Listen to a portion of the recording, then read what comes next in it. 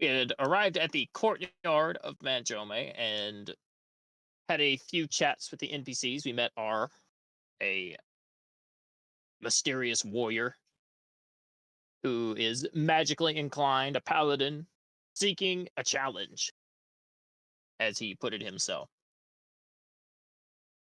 So we had gone inside the first floor of the college proper. We met a few different professors. We met Mansion Jack. Grim had reconvened with Ambrita. You got a side quest from Studious Shane about a book that he's looking for in the college grounds that no one has been able to seemingly track down. However, Amrita offered you the chance to, I guess, offered her assistance in finding it if you proceeded to not have much luck. And it was the book known as Winville's Wicked Works. And according to her story, was a book of it was a book of nightmares that apparently tore the mage Winville apart. And how the story ends, you're not 100% sure. His soul might be trapped within it. He might be gone forever. But apparently, he had wanted to get rid of his horrible nightmares for so long that he tried to inscribe them in a book so that he would never see them again. But unfortunately, with everyone he wrote, they took a piece of him with them. You theorize that it's possible he's still in the book.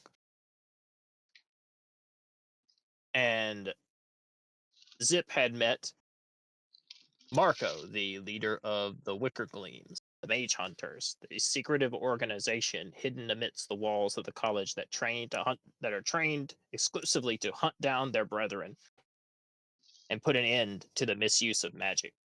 They are few, very well equipped, and well organized.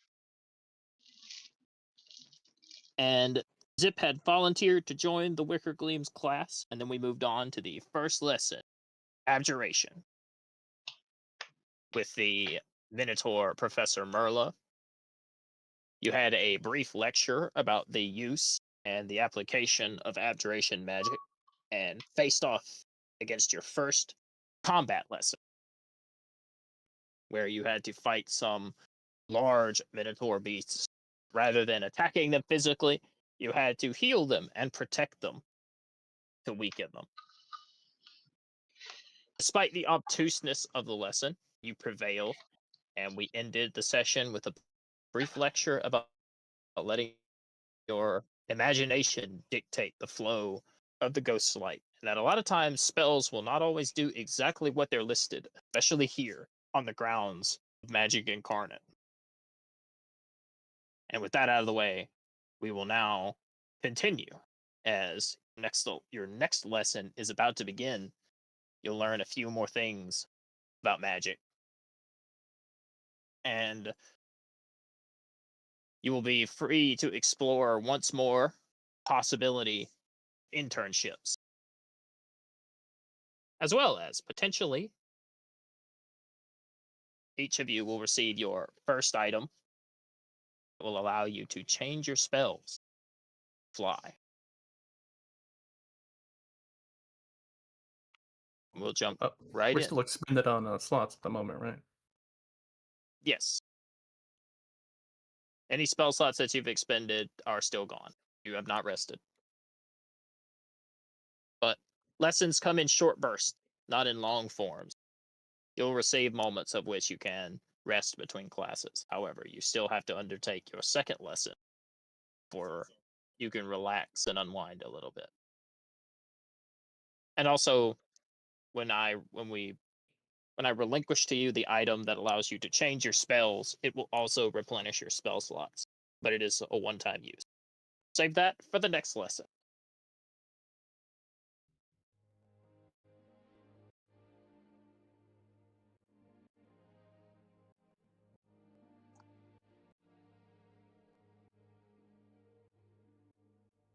All right.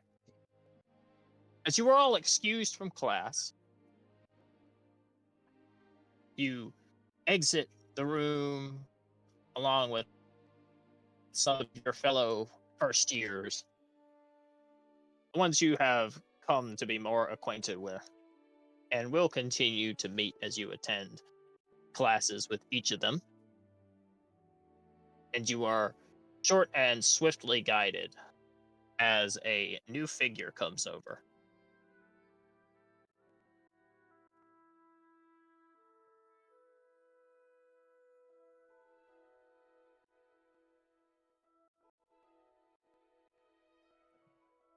And I will this thing up for you.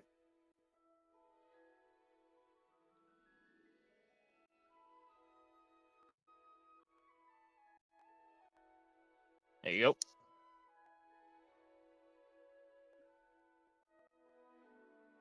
From behind a large brimmed hat and a dusky robe, seemingly hand sewn and stitched together, likely by his own delicate hands, a figure of a man approaches you. The most notable feature being gleaming eyes beneath his robes and hat that almost shine like a pair of lights.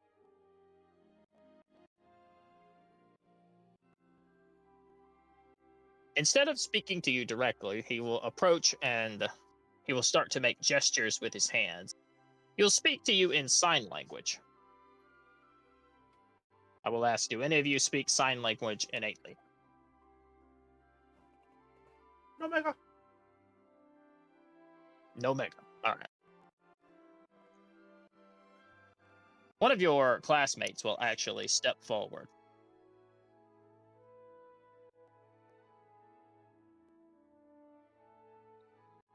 Hmm. I see.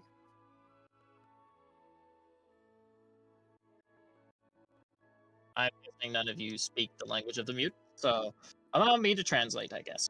He says his name is Trix. Trix of the Pyre Fire. And he claims he is our evocation professor. Oh boy, So that's if any of you have attacking spells, he will be our expert this year. half our class. And for those smile. And for I guess those who didn't get introduced me, I'm Adeline. I come from the Zubenza Empire. Pretty long ways from here. I believe we met in the courtyard. Yeah. We did, Dandelion. Miss Dandelion. You'll have to excuse the pleasantries or the honorifics. I'm a servant to a royal family, so it kind of gets grained in your head after a while. But it's nice to meet the rest of you. I learned sign language when I was growing up, so figured it'd be a good time to apply it here. I unfortunately can only speak with beasts, naturally. Well, he might be one. Hard to tell what lies beneath that hat. Is he a beast, Mr. DM? He will wave his hands in a faster form of sign language, and Madeline will look back to you and say, he says he is not a beast and that he is quite offended by that assumption. Well, I merely inquire. Anyway, said that he's excited to teach us, and he would like to guide us to our lesson. I'm gonna cut in here and look at Dandelion. Surely you don't believe all dark cloaked figures are beasts. I could also speak to plants. Are you a plant? Well, I do be growing. She'll roll her eyes and just proceed onwards. Perhaps growing in your arrogance, Madeline will say. Fitting, I would say.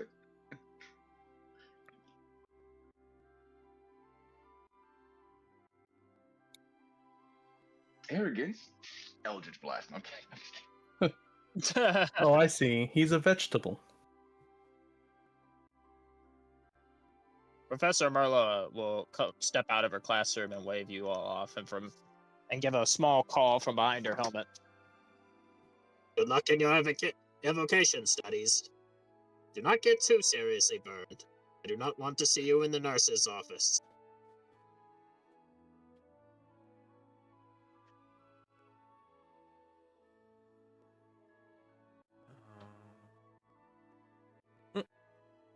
Slide. Slides. Where's my Starfinder plop plop everywhere? That shit was way too buggy. I had to remove it. Also, I think I could have it for this, but because I know which mod it was. I just took it off because all right, Rufus, you and your dash dancing days are over. All right, you can go back to your dash dancing now.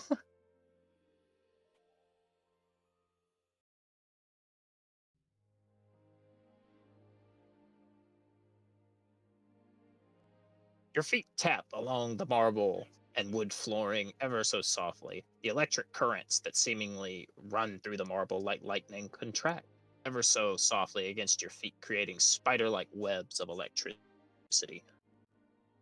It is almost mesmerizing, as if the magic itself is drawn to each of you.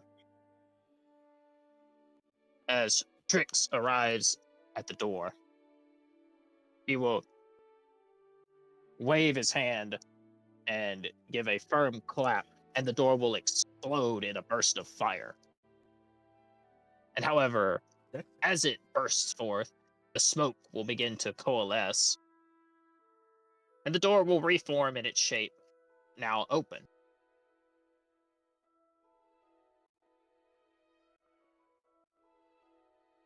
He'll actually look back and sign a few more words and for Madeline to translate. He says that his brother taught him a lot about magic. Apparently their family line got cursed by something, though it was many generations ago that they've done forgotten. Apparently his brother's a merchant. I certainly hope you're being paid for your job, if this is going to be all semester. Mm.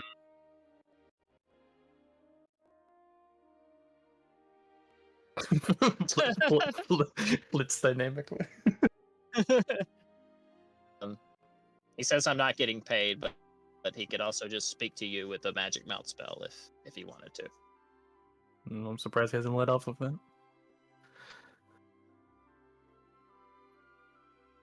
He says he prefers silence.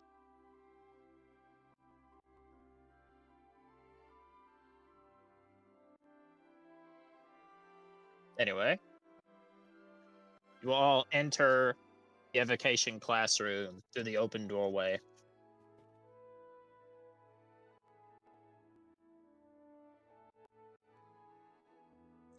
I can't see. Help me. Claps hands. Fire. Drew, I mean- actually. I mean, I forget, just like some torches just light up. You Oh, all enter the classroom. Everyone will begin to gradually take their seats as they file in, getting comfortable for the lesson that's about to ensue. Oh, there it is. I can't see. I can fight. I was working on it. I can see. Oh, you couldn't fight. And you are welcome to take a seat anywhere. I challenge you to Agni Kai. Oh, God, that song. And one of the things you notice is that while the classroom desks are situated to be much more like bleachers with a spanning arena in the center of the room, likely used, you can easily guess, for the application of magical duels. I stare at you from across. Considering Rufus. Skill.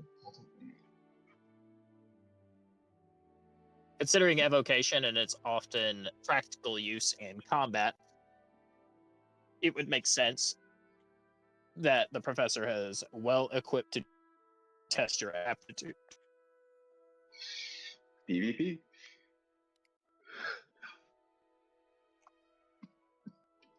If you want. But again, I suppose we'll see very shortly, Grim.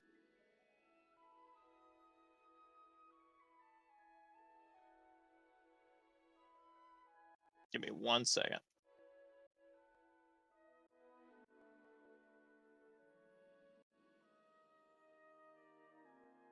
I'm getting my spell list ready.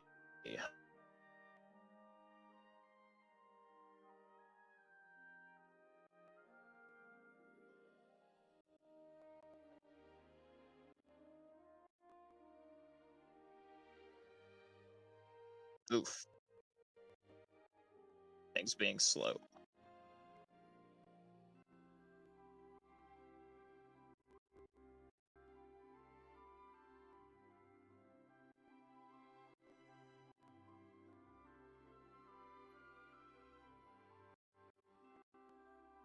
Let me close some. I forgot I had a few tabs open. Let me close out a few. Close out a few tabs. Probably make things easier. Yeah, that did it. All right, cool.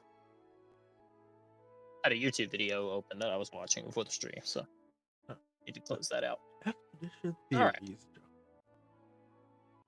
theories. No, it was just some drama nonsense. That had literally nothing to do with gaming.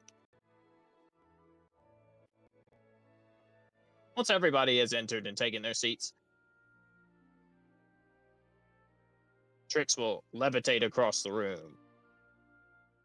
Rather than taking a seat at his desk, he'll stand at the edge of the arena with his arms behind his back.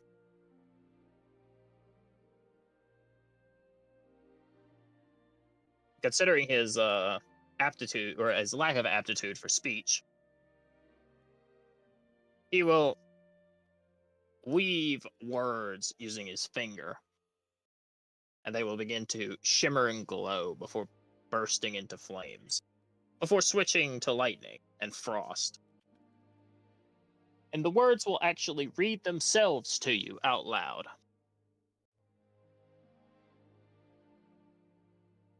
Evocation magic is often used in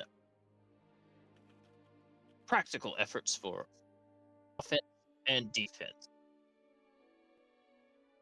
Whether or not you choose to attack or use your power in self-defense is entirely suited to the reason of the person who wields it. This class is not about the intent of which you wish to cast yourself, so much so that you can utilize it to the greatest of its potential. You will not be writing essays on magical theory, and you will also not have to explain the reason for which you cast spell. Abjuration, taught by Professor Merla, is much more theoretical. Evocation has simple applications, and you will be taught simplistic ways in which to use them. More complex reasonings can be taught purely upon your own. But know that mastery of this class is still crucial to achieving perfect hamartia,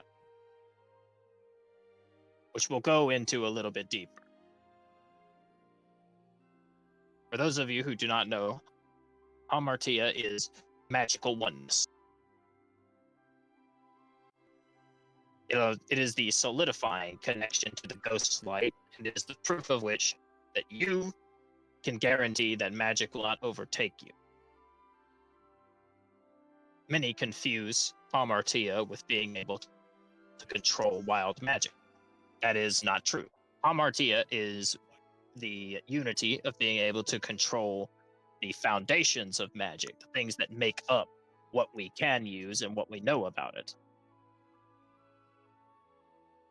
Wild magic is much more exotic.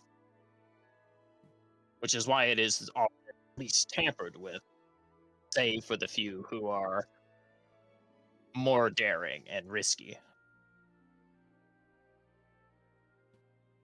Hamartia involves the six schools of magic that you will learn here.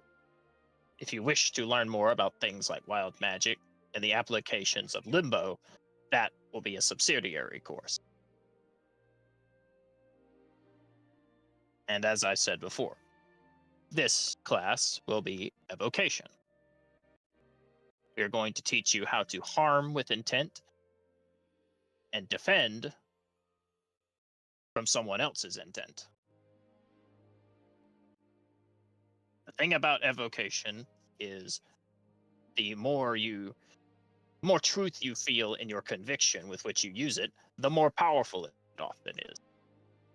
If you wish to cast fire, and you wish so strongly to see something wreathed in flames that you can feel it burning within your very soul, it will often be much stronger than if you cast it simply normally, just weaving words and materials. And that is what I would like to focus on today. Your willpower and your ability to find the intent in which you cast a spell. And there is no better way to find intent than to face off against someone. And he will weave a few more words with his fingers. I assume you all know what a magical duel is.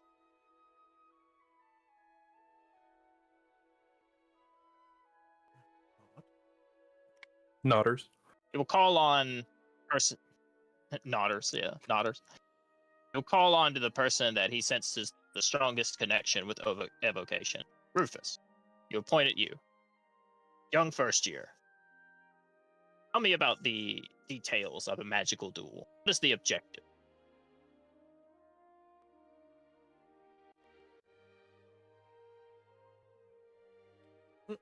Typers. Type.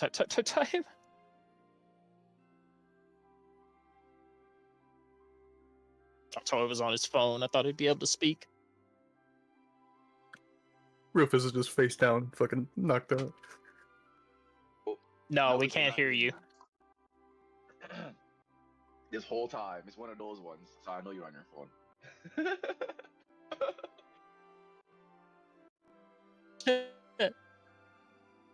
Oh, he's been speaking this whole time. That's how I know he's on his headphone.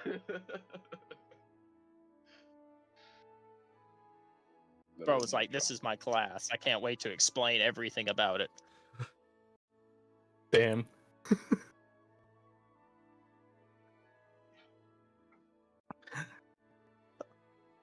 You're gonna miss when I challenge you to Agni Kai. Staring down Rufus and he didn't say anything. I was like, okay, he's being quiet. I think no, just mute. Maybe he's trying to copy the magic writing. Wait, maybe you try leaving and rejoin. Okay. Yeah, can you leave, rejoin? Oh, he said something. Can you guys hear me now? No. Oh yeah, we hear you. And Discord is being extremely weird. But he'll tap his pen on his paper and then look up and say, "What's the question one more time?"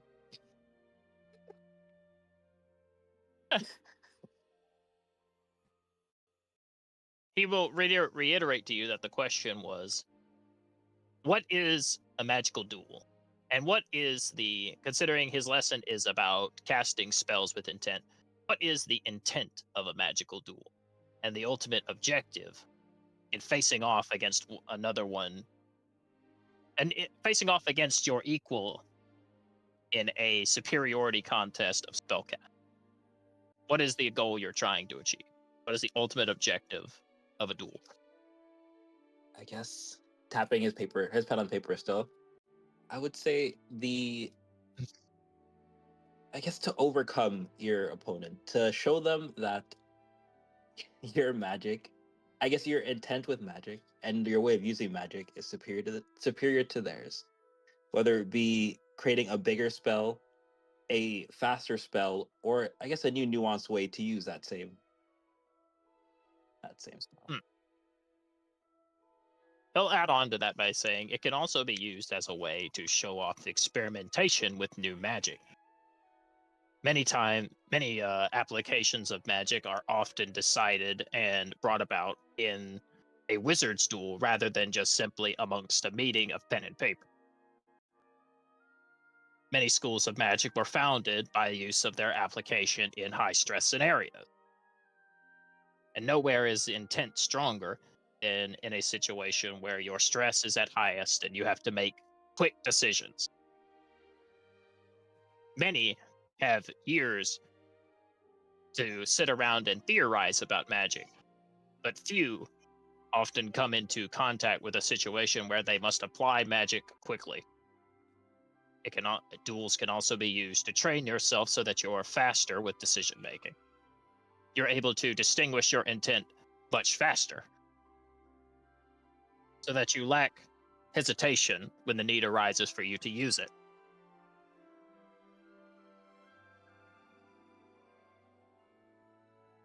Rufus And wrote that thus, down. right. And thusly, we will move on to the extended applications of magic. Before we begin today's lesson, well, today's physical aspect of the lesson, he will turn around and open his desk, taking out a small brown satchel. Looks to be made of leather and similarly is patchwork and sewn together.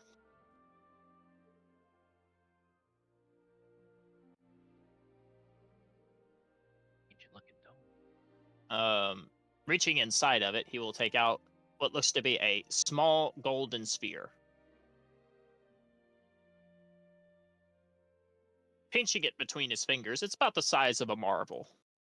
Pinching it between his fingers, it will shine with a brilliant radiance. Beams of light begin to emanate from it. And you can feel, each of you, while you have not achieved hamartia yet, you can feel what is essentially the bottled essence of accumulated magic in this little marble. This sphere is more or less the encapsulation of hamartia converged into an object.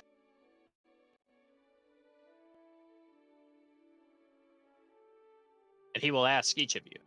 Well, he will ask the class as a whole. What is this object? And I will let the entire party, each of you can make me a history check for this. It's magic. What about Arcana? Smile. I didn't say Arcana, did I? I said, what about, if I can.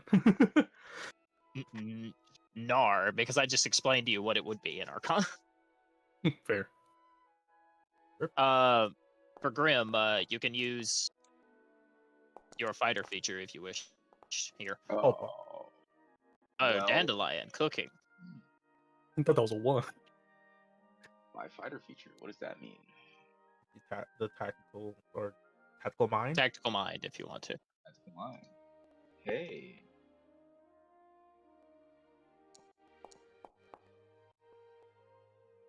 Nice. Look at that. Tactical mind, goated as always. That turns your 10 to an 18. Yes, sir. All right. Grim and Dandelion. Do you know what this is? This is what is called a golden aureole. Which, essentially, if you were to swallow it, would transfer its encapsulated hamartia into you briefly. You would experience a surge of explosive magical power. It would replenish your spell slots, as well as allow you to change your spell slots within the span of 15 minutes.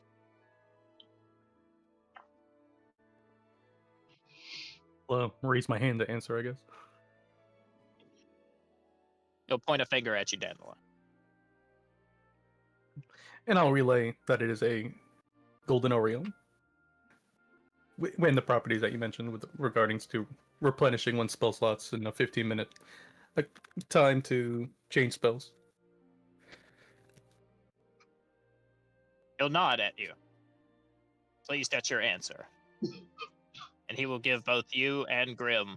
You will get both you and Grim will receive an inspiration. Sweet. What does that do? You can re-roll any d20.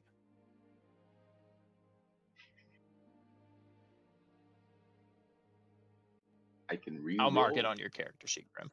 Thank you. Thank you. One. Yes. You can re-roll any d20 you want, one time. One time. Got you. Thank you. Thank you. Yeah, so if you double click on your character sheet, Grim, and you open it up, you see your level 5 up there in the top right corner now has a little golden star next to it. Means you have inspiration. Lovely.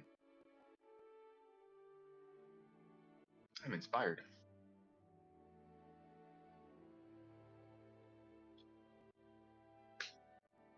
He will say, oh, he will write, he'll put away the small marble and he will write out, there is one more color of aureole.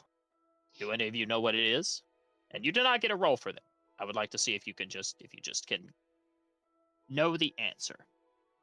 Context clues. Um, Uh, uh, Silver. What do you want to say, Zip? I was maybe yeah, maybe a darker version that's that maybe takes away magic.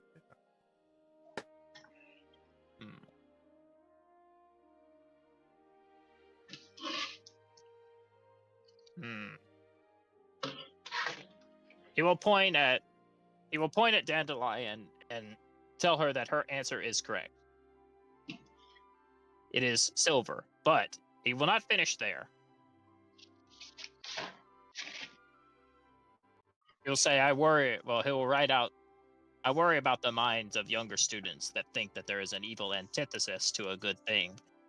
But those of you who guess that there is a darker version are not entirely wrong. Black orioles are often, he'll continue his education lesson. Or I guess he'll continue his education for you on the matters. Black orioles are often used as tools by dark wizards. Because of course no wizard would naturally ingest something that negates their magic. Dark wizards often force them upon you. And should you ever swallow a black oriole, you will find that your magic will become indefinitely sealed, depending on the strength of it. And in game terms, a black oriole essentially completely removes your ability to cast spells of a leveled spell slot. Depending on how powerful the oriole is, it can go all the way up to a level 9, and you'll never be able to cast level 9 spells again. Rufus will tentatively raise his hand. He'll point at you, Rufus, for you to go ahead and ask your question. Is there something like that that could, I guess, completely disconnect someone from the Ghostlight? Thinking back to the deceased person we found earlier.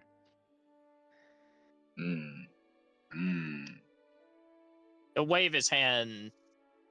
He'll kind of wave his hand as he seems to be thinking of an appropriate answer. And he'll tell you, such a thing is certainly possible, but nothing like that we've ever seen before. At least not in the college. And the production of black orioles in the college are strictly forbidden, no matter their reasoning for their use.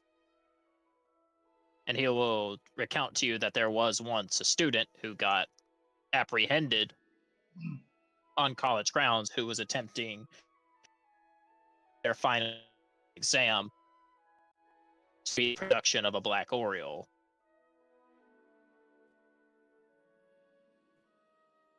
Rufus will nod.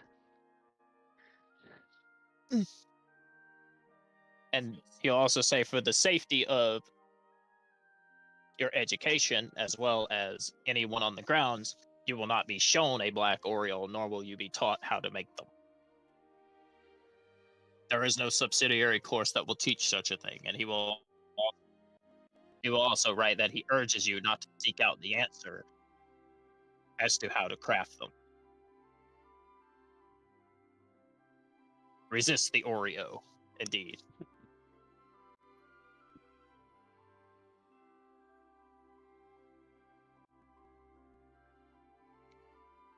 He will say, for your inquisitive nature and your ability to have the intent to ask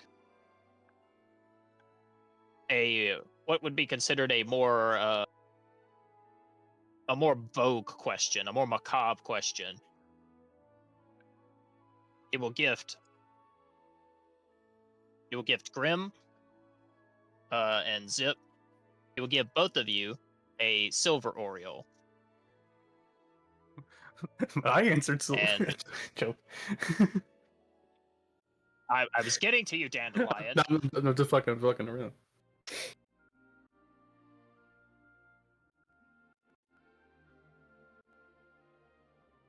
So for Zip and Grim, the two of you will see a small silver marble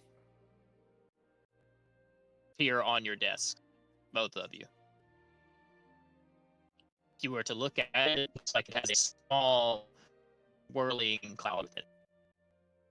A little emanation of magic bouncing around inside of it, as if projecting a little light show, pressing against the walls of the sphere but never able to escape.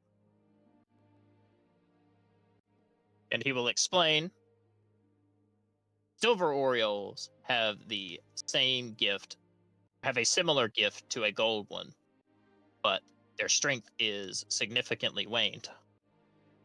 Orioles are already difficult to craft,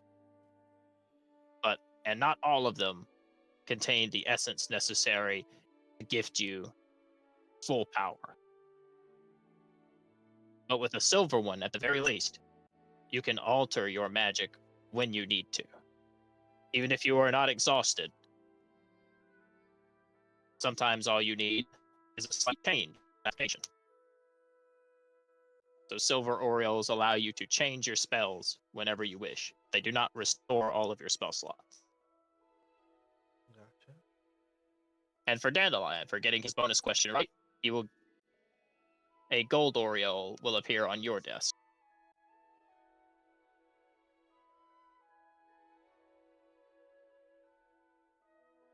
And for Rufus, for you being inquisitive enough to, I guess, your interest in the topic of being able to ask about,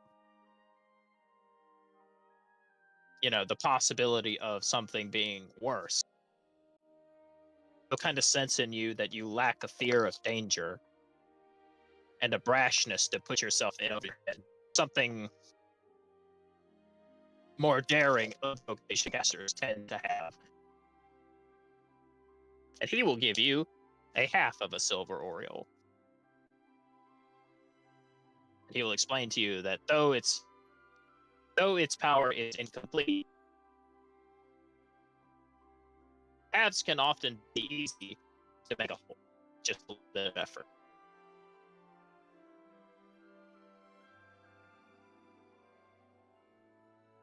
And you will achieve a additional level with this class.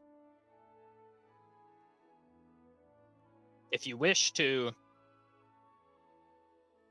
in order to make a second half of a silver Oriole, he will teach you, all of you, you can all add this to your education journal. He will teach you that all you need to do is sacrifice a fire spell at the highest level.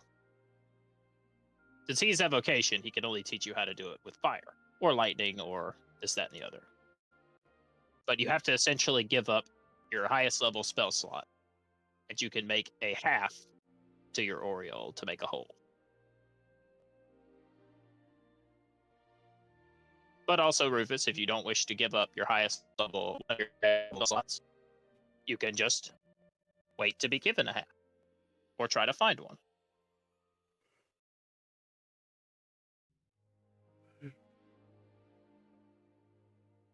Depends how badly you want that change.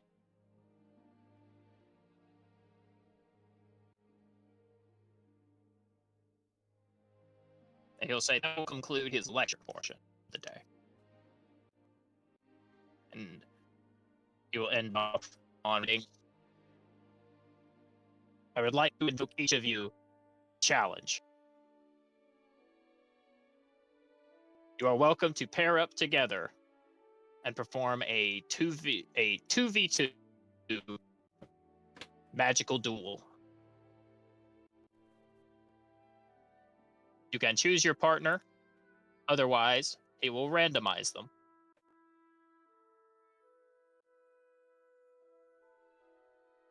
And he will say pairing begins now. And you'll see instantly students start to jump together to form pairs.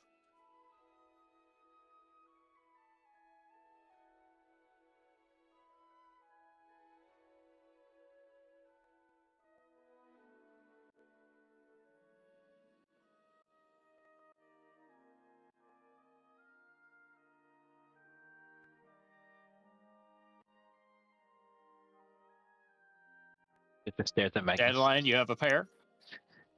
Uh, Stares at Magnus.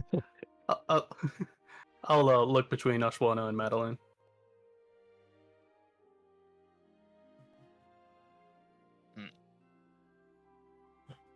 Yeah, I'll be your partner. Aw, so fair.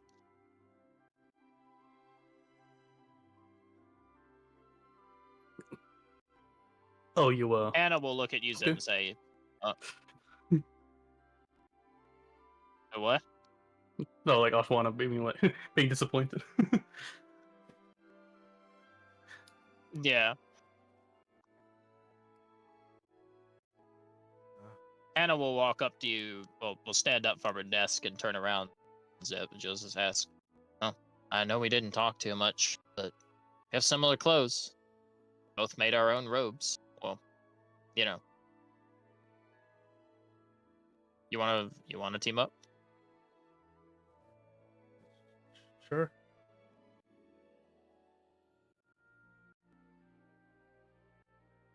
It's fine with me.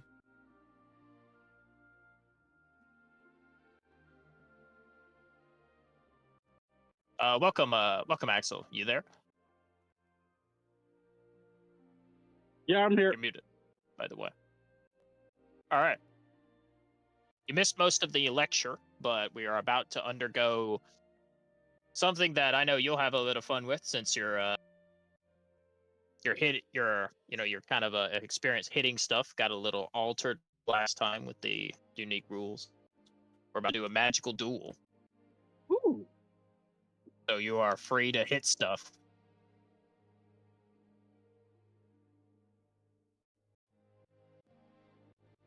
Ashwana will look at you, or one of your. You missed meeting her. She is one of your fellow classmates this year, and she passed the entrance. Okay. She'll say, "Hey, you're kind of big. Remind me of my dad. You want to team up?"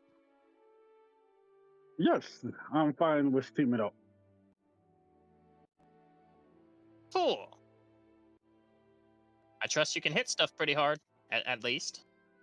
Yes, I can. That's my favorite thing to do. Awesome. This is gonna be perfect.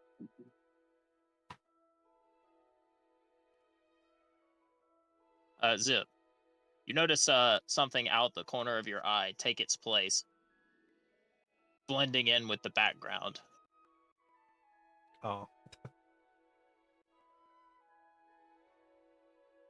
With arms crossed, you can feel a pair of keen and studious eyes watch. For those of you who did not see him, those of you who did not see him in character, you notice the figure of a white owl, a white feathered owl man, nested in the corner of the room with his arms crossed. Scene, there is a guest intent on watching this year's opening duels.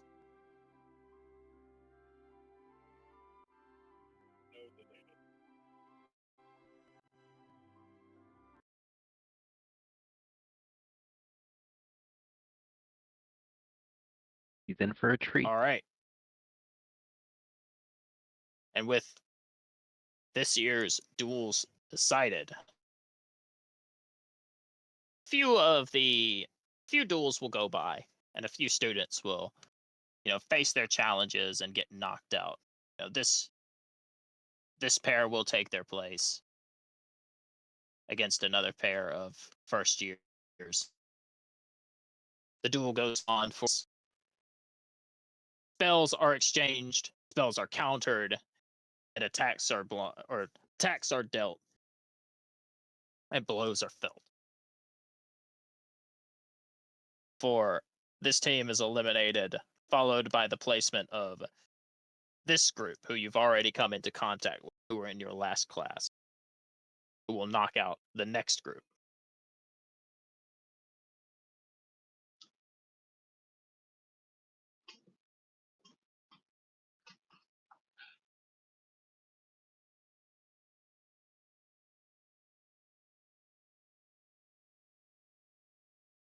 And now, between our four teams, first years, I will roll a d4. I will make out the list.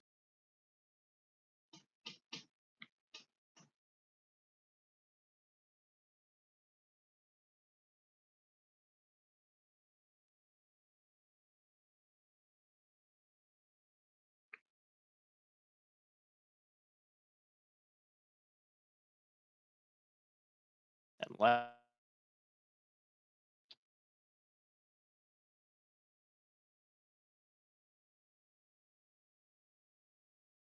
have a little bit of randomness to it.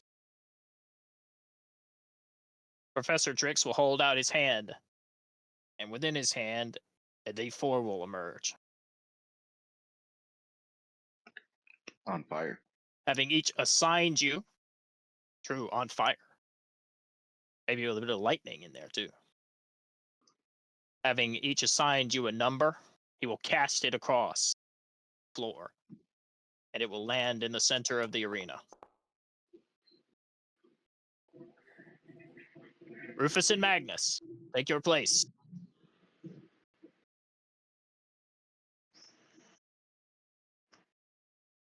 You will be facing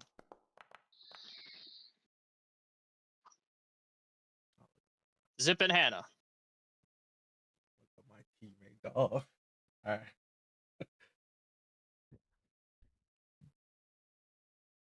He's just gonna slink on over.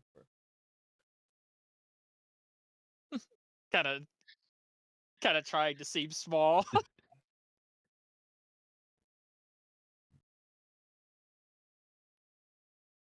Drix will explain to you the rules with a few waves of his finger as he starts to draw them out. While the main focus of this class is evocation, and evocation spells are useful, the real lesson here is intent, and the intent behind the spells you use, and your intent to inflict damage on your opponent. While you will not be able to harm your opponent physically, you will be able to damage them spiritually, aka bruise their ego.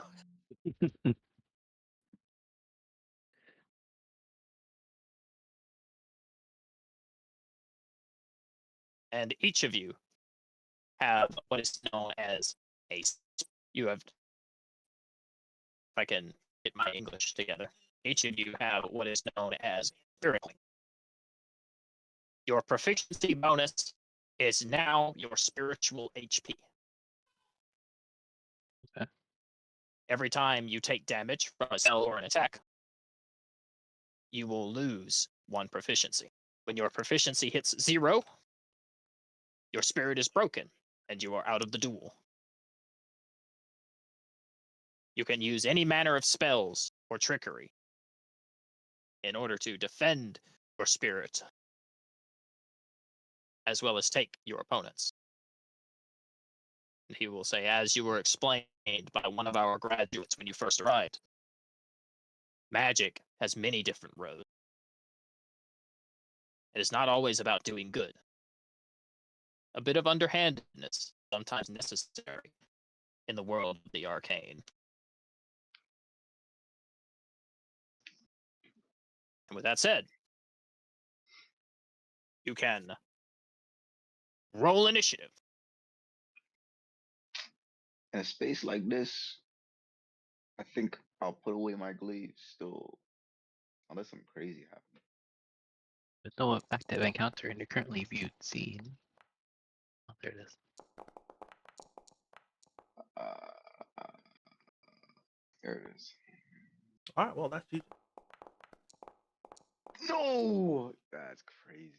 That's GG. It's really just initiative. It's still a 10. Brother, I got an 8. He was standing on a 20, rolled over. All right. Down.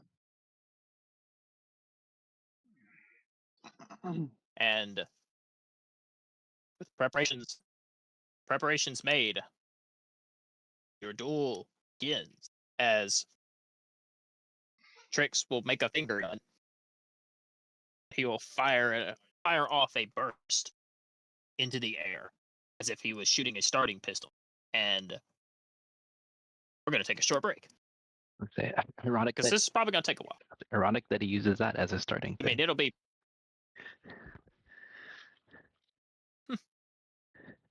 Well, I'm just going to use the restroom right quick. It's only going to be like 2 or 3 minute break. So get yourself something to drink, something to eat. What do you mean? I put something in the air fryer.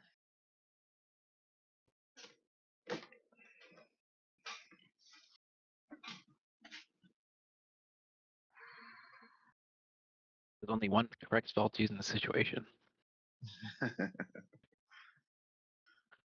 Fireball. No, I'm kidding.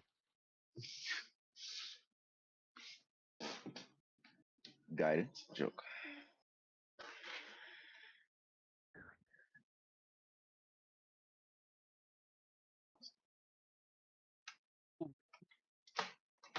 Should I put? Oh, over here. Puts away glaive.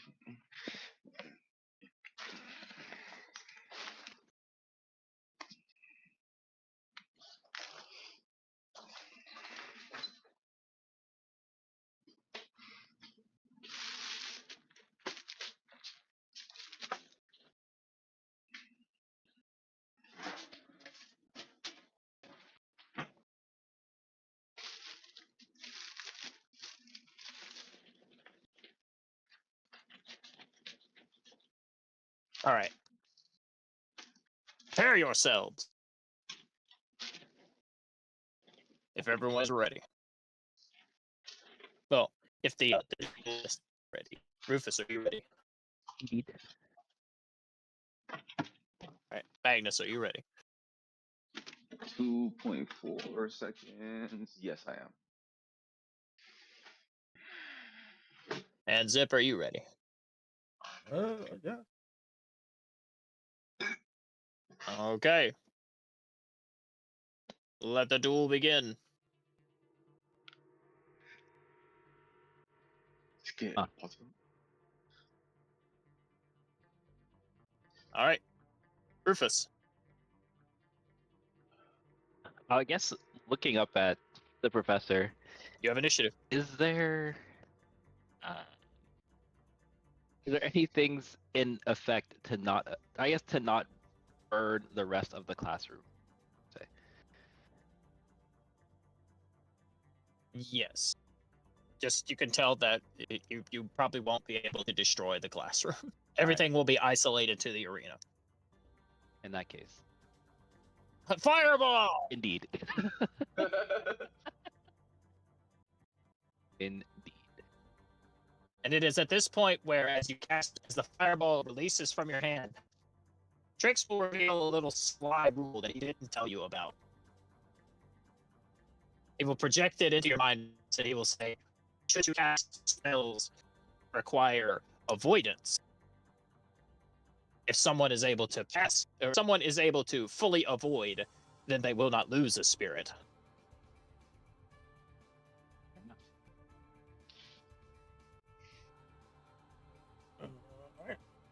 AKA, if they pass their saving throw, they will suffer no spirit damage. Good luck. When that? Not that- What But it's AoE. How long can you avoid it for? It's one turn, and they both pass. All right. Fireball, your fireball goes off with a massive explosion. And Zip, you avoid it with a you avoid it effortlessly. I'm not sure how you do it. Not sure how you would describe yourself doing it. But you avoid it. If he'll just jump up into the air.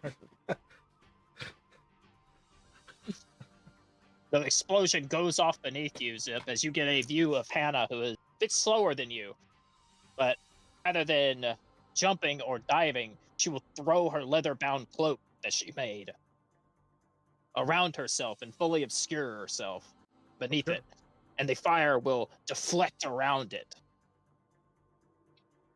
And with a flourish, she'll throw the fire away in a circular motion. You'll see, Zip, you'll see a small smile form from behind her face. That's kind of cool. Might be fun.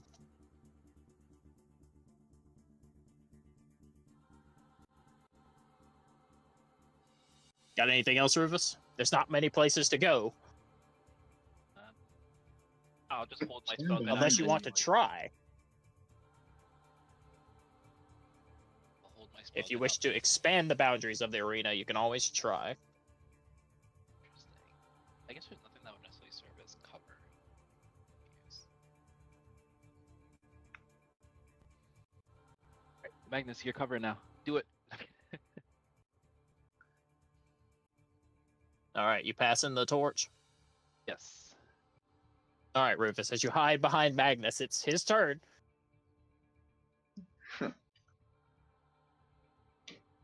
Keeps going like this. I might. All need right, my Magnus, bleed I up. will say, you can swing your sword. I'm sorry. You don't have to just rely on spells. You can just walk up and hit people if you. That's true, but this is an evocation class. I'm trying to earn points here. Feel me? Feel me? Now, if something crazy Gotcha. happen, then I'll pull up and then just someone can catch a booming blade. I dare you to move. But for now, let's see if I can. You know what I mean? Clink a tea glass. Let's get us started off with something small just to see what's going on here. Zip got out of the spell pretty quickly. So let's do a quick chaos bolt and just see what happens. Let's give Hannah a chaos bolt and see what happens. Let's All right, test her level. casting the cat. Bang, and then let's see what happens. Yes, sir. That Say hits. Roll me a d8. Roll you a d8. Oh, I wait, know. roll me 2d8 plus 1. Yeah, roll me 2d8 plus a d6. I think I forgot how to do that. Just no. click the damage. Go back up to your spell and just click the damage. It'll do it for you.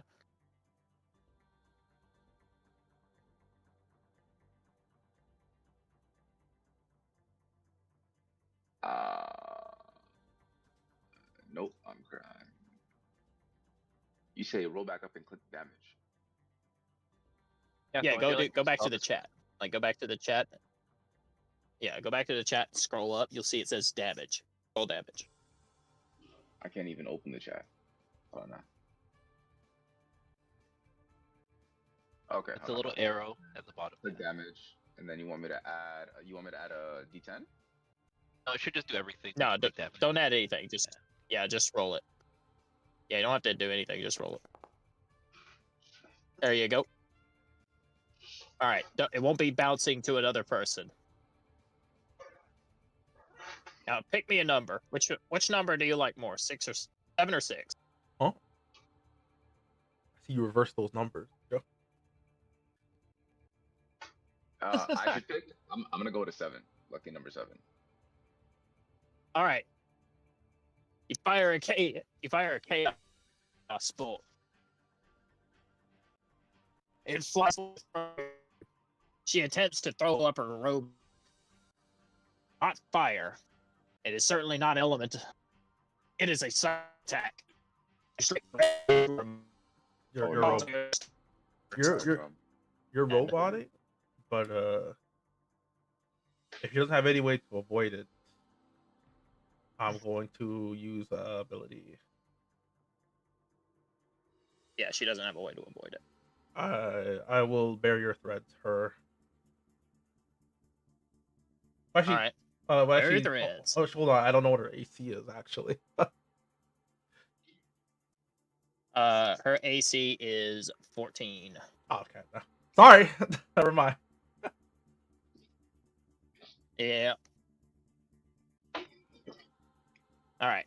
She will take the damage and stumble backwards, clutching her head as the psychic attack ruptures deep into the depths of her mind.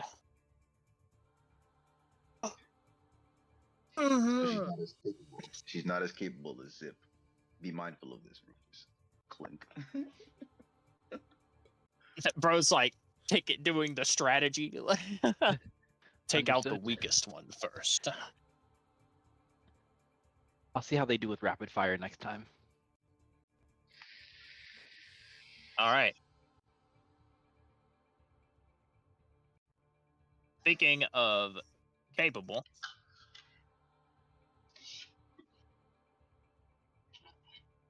she'll hold up her hand. Let's see if I can end this in one shot. Oh shit! All right.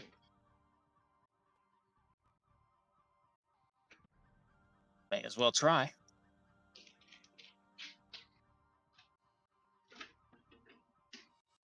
And looking for it.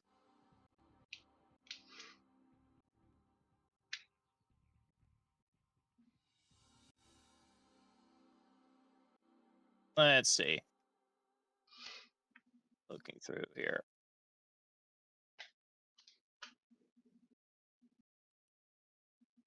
Damn, I can't find I know what I want to cast, but I can't find it in the list.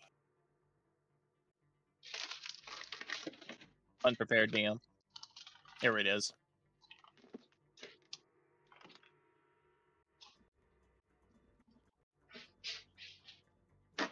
All right.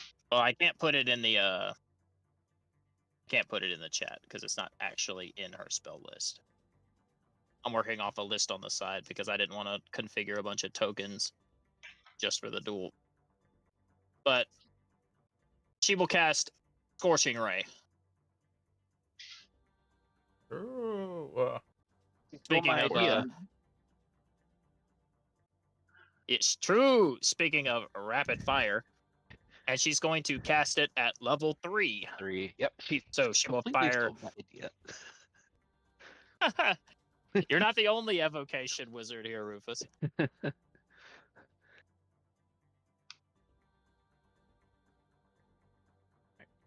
Gotta dodge or block. I'll warn Grim Yeah. before she starts. Grim is kind of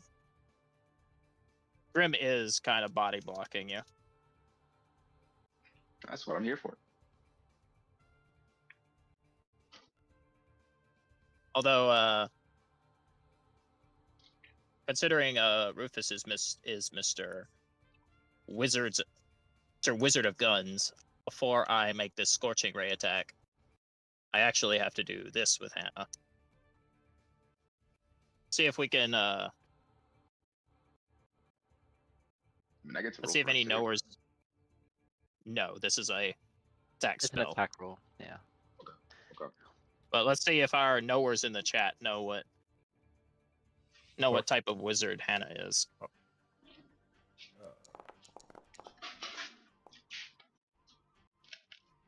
oh. Evil. I think evil. I don't know. Maybe evocation. Guys, that's not evocation. Or the Is she a diviner? yeah, the divination. You could Yeah. Potent. maybe I don't know. Likely All right. a divination. And now I'll roll 40 20s.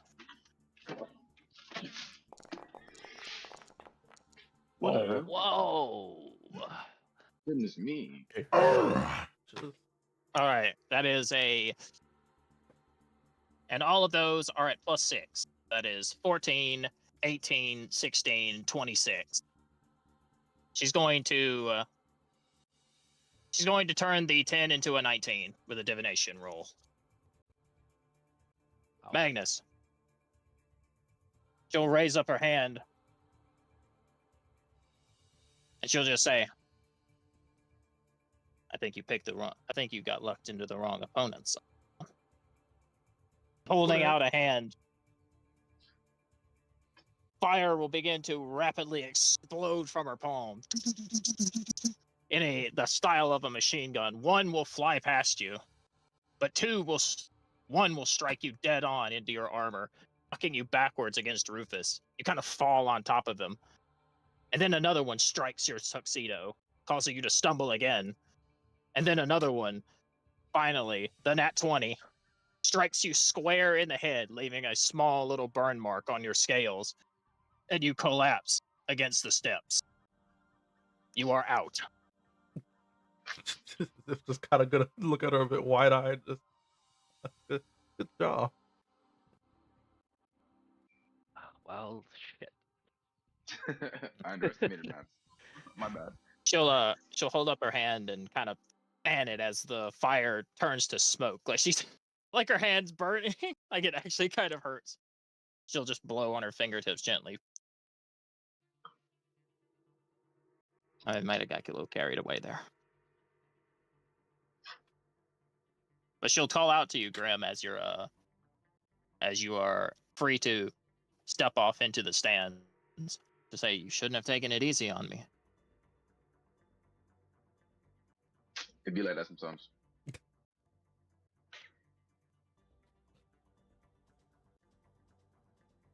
Zip, your turn. He's gonna rub his chin a little bit. I guess he's gonna extend the hand like a palm, and then flip it upward and raise spike growth.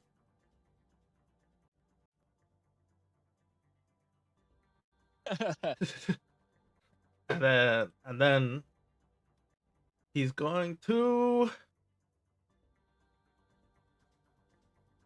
he's gonna like put his hands to his side and release strings. And with his bonus action, Cinch. you go try to start trying to wrap Rufus's hands. Oh no. Try to take his guns away. Yeah, let me just go closer. You have to get closer.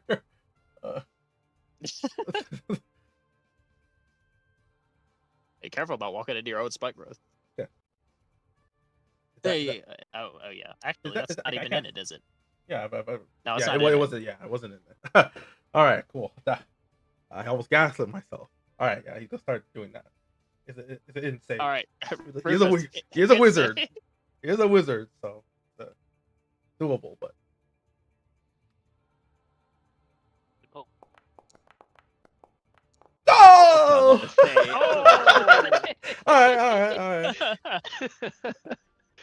All right, Rufus. The threads come down. They try to grab your hands, taking away your ability to draw your firearms and use them. How do you counter? It's an @20. Go big.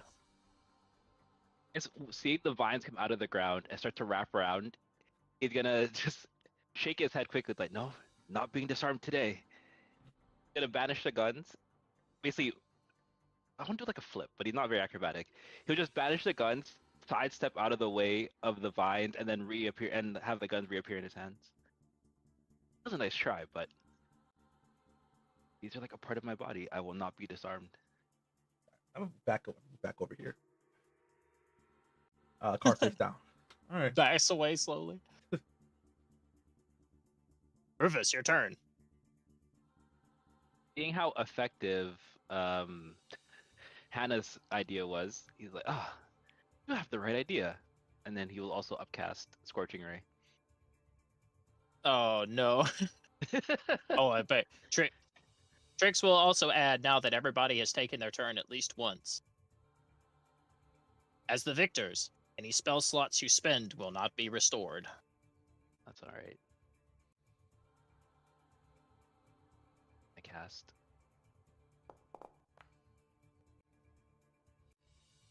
He's It'll be doing nice the if you remember. slow roll. Yep. That misses. Goodness gracious. Oh no. Oh, hey. That misses. Yo, what is happening? I just want to take Hannah out. Oh no. That misses. Goodness. No way.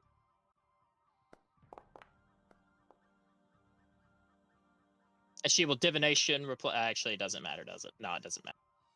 Yeah, no, doesn't matter on that one. He was going to divination replace that one with a 7, but even with a I can, 14, still hits her. So yeah. I can block her. I can block her for this one. Okay. All right.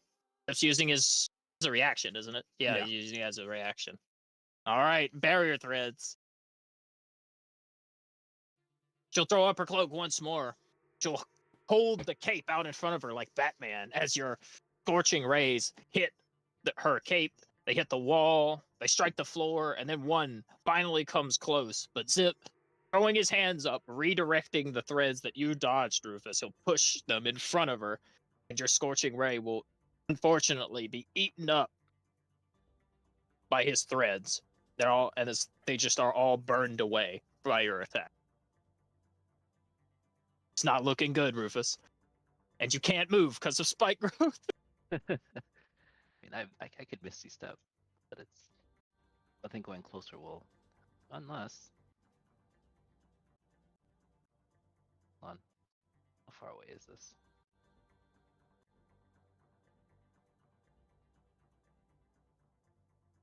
Ah, all right. I'm gonna bonus action Misty Step.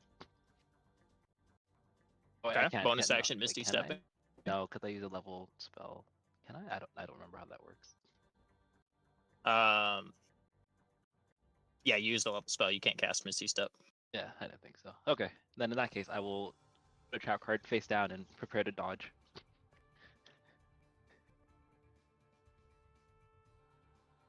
All right.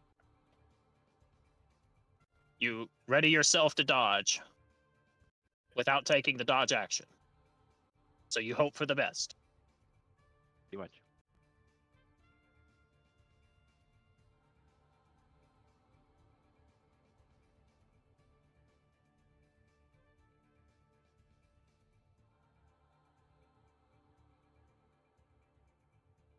I know what I want to cast, whether. Just trying to find its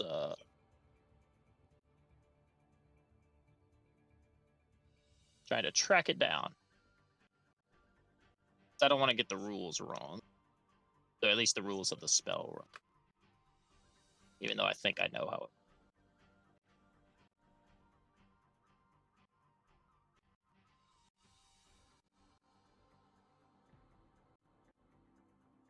All right, Rufus, are you ready? No, but I don't know what she's about to do. Just win. try my best. All right. She's going to cast Ice Knife on you. Uh-oh. Okay. Okay.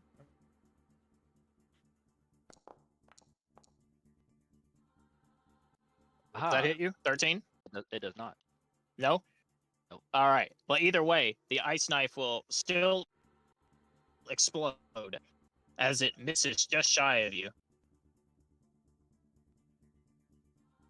Oh, In a 10-foot radius, it will explode outwards. Make me a dex save.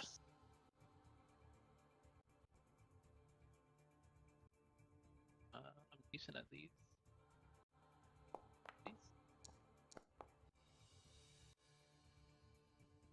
That. Wait. Let's see.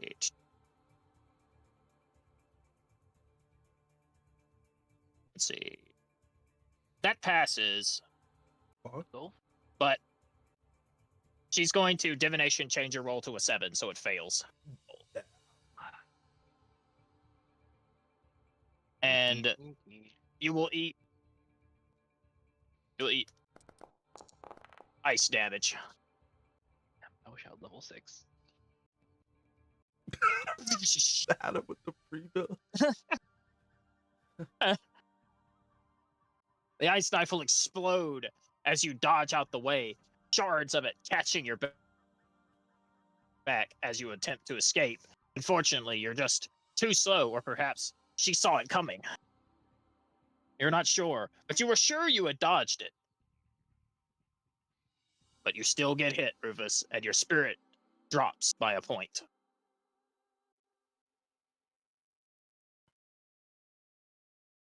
Zip, your turn. Oh, she'll move. a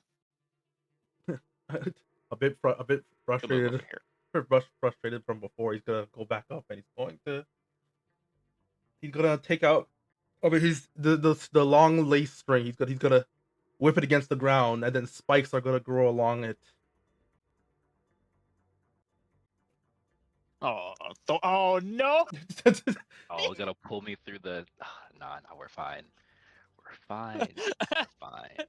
Man's feet just being dragged through barbed wire. Wait. I'm not fine. Oh, you're not fine. And he's gonna, well, assuming that hits, he's gonna grab him. That is, yeah. And then pull him through, and then start pulling him through the spikes. All right. As you are grabbed and dragged 10 feet Ow. through the spike growth, and you feel thorny bramble dig into your ankles. The pain is subdued, obviously, due to the enchantments on the arena, but you can feel your spirit points break as the combat comes to a close and you are out.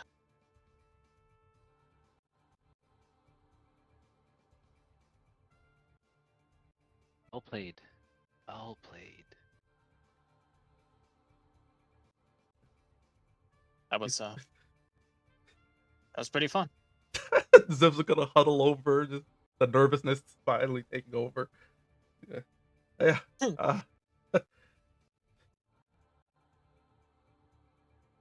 Honestly, I'm a bit surprised we beat them. Trick with the thorn whip, that was cool. Me too. You're really strong. With the No, I just.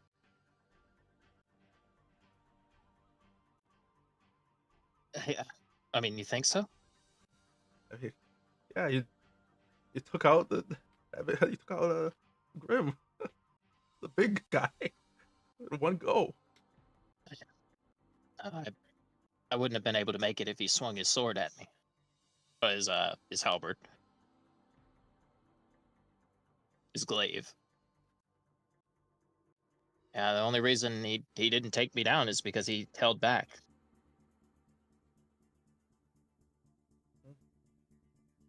Anyway, we should go sit back down. There's more to come. Yeah, I guess.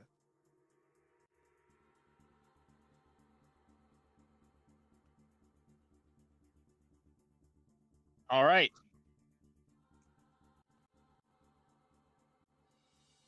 Trix will nod in approval at those who won their duels, and he will motion for R and R, Ashwana, Dandelion, and Madeline to take their place. I'm gonna take Madeline with me for a second to go to the teacher about my summons I have with me. Okay. And if they're in or not.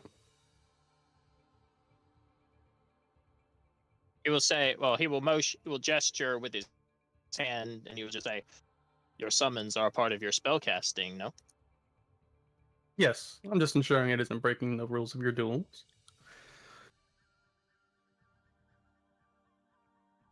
They will not have spirit points, but actually, He'll say your summons will have 1 spirit point each. Just for the sake of so your opponents aren't overwhelmed. But all of their effects will remain intact.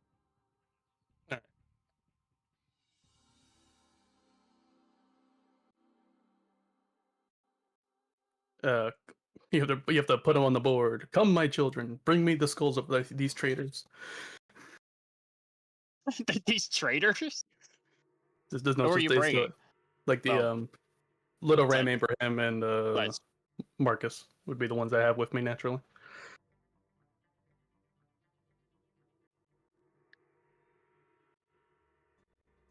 Get out there, Marcus. Marcus doesn't want to get out here. He has stage fright. You gotta coax him a little. Can you drag him in? No, but Can you drag him and put him on the I board? could cast him in, maybe. Let me try doing that. I should be able to just put his token on the board. Oh, there he is. It's like 3 of them should.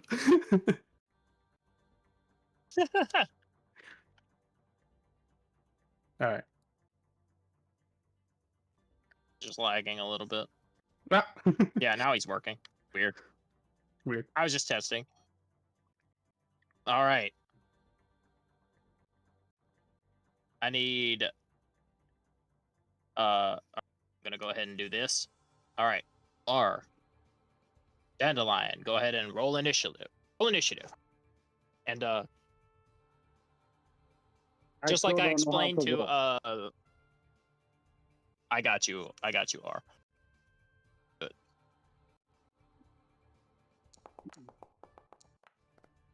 You got a 14, brother.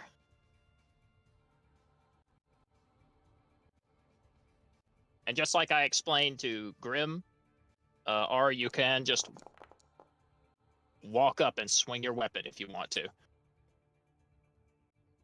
Perfect. I don't expect you to go easy on them, Madeline. Me? Never. Oof. Oh, and here I was about to cook with Madeline. Yikes. Even with her hidden stuff, giving her a +7 to initiative. Still a 14.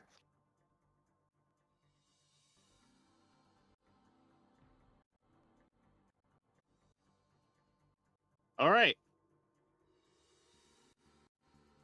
Let me go ahead and get Ashwana's spell list ready. And Madeline's a bit more of a multi-class. Her thing is she doesn't have as many spells.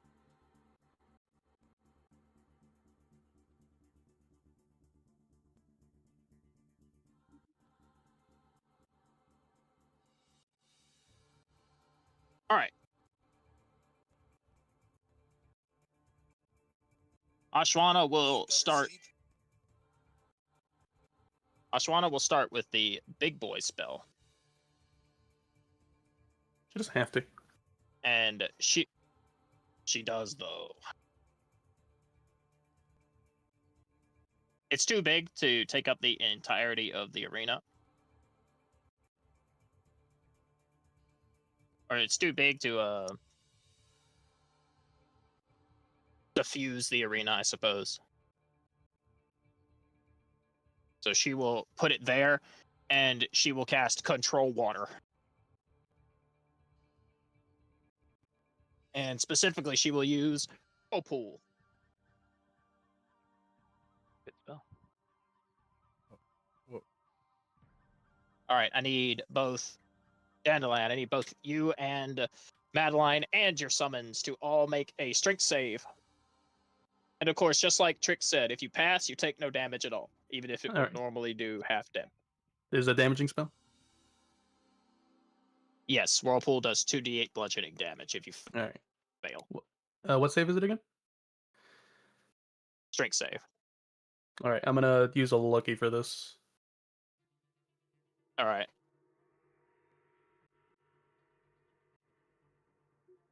Madeline will roll raw.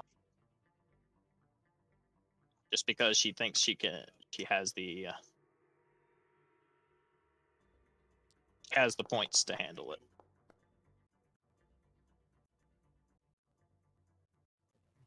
That is a fail. What Madeline's is a pass. The whirlpool sweeps up beneath your feet. Oh, Marcus fails as well. Goodbye, Marcus. What the? Missed But me the with that. ram passes. The whirlpool will sweep up in a massive typhoon. It begins to pull everything towards the center. Marcus will completely be suffused by it. And Dandelion, you feel your spirit be drained as Madeline will draw a rapier and she'll slam it into the ground before hopping upwards and balancing on the hilt of it to prevent the water from actually touching her. Fizz. True, actually.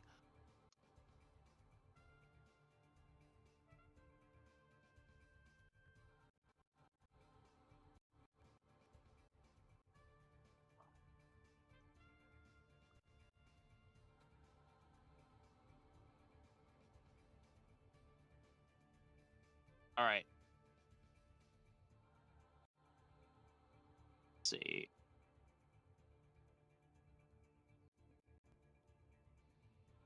And it will also pull you 10 feet towards the center.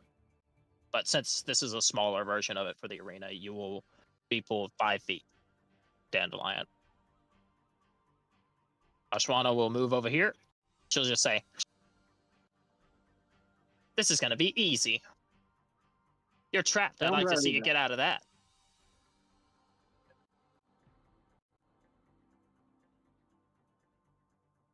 Dandelion, your turn.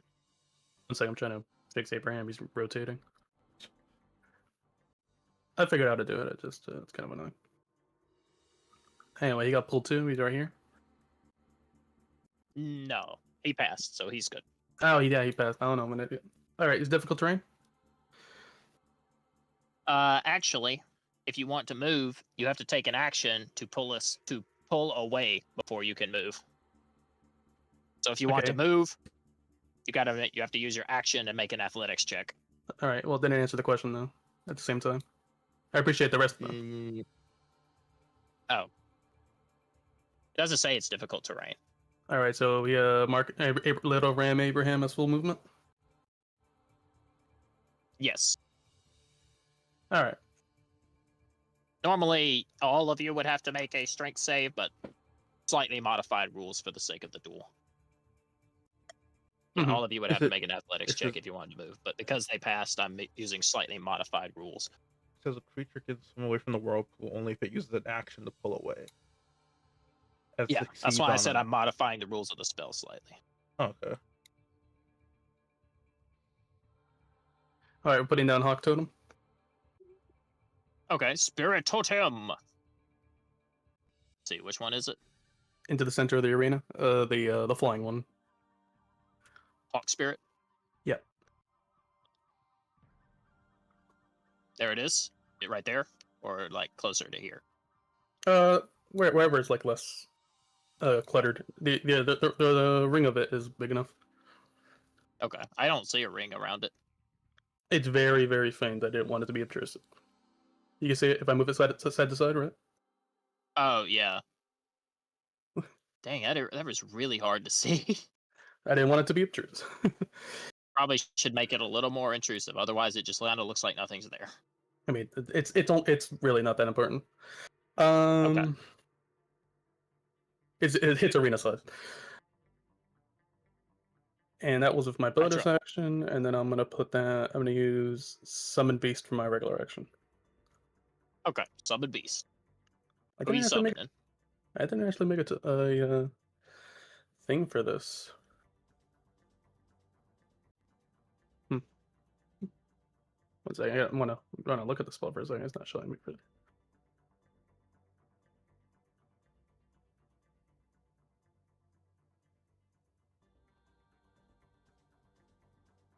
All right, summon beast. I'm gonna place a land spirit.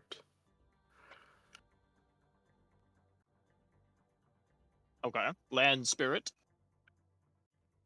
I don't. Do you have that? No, I really don't have that one. You So don't- you have to grab the one from resources. Okay. You're gonna have to. I guess it compendium. Okay, it's a compendium. I want to say player's handbook, actors. I think it's under some summon. Which summons? There's There's a only lot of them. there's only one summons. Like a folder called summons. Yeah, I know. Which summons under summons? There's Yeah, aberration beast. spirits, bestial spirits. Is it bestial land spirit? Yeah, it'll be the dog.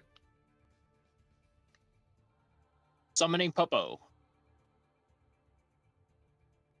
Behold, puppers. Behold the pup. And can you give me controllable? Yeah. I'll I make can one later remember for how the to- spell. I can remember how to do that on the fly.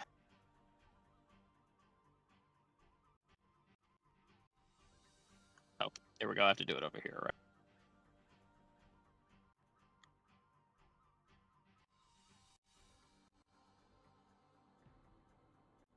All right, there you go. All right. I guess that's fine.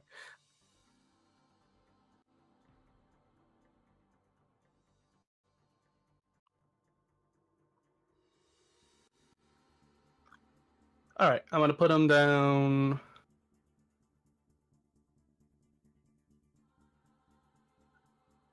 I'm gonna put them down right here.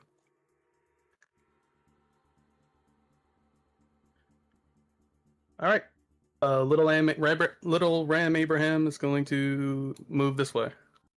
Okay. Movers. Movers. I'm going to use my Hawk Spirit to give him an advantage making that ram attack. Okay. Attack with ram. That hits. 21. Doesn't matter what the damage is. Your ram. I mean, you can still roll damage if you want to. But it's a melee. sake It of doesn't it. matter. It hits. Your ram butts directly into her abdomen, knocking Ashwana over, and she'll fall down for standing back up and trying to back away. Any concentrations, or is that whirlpool still there? I believe it is concentration. Hang on, let me check again.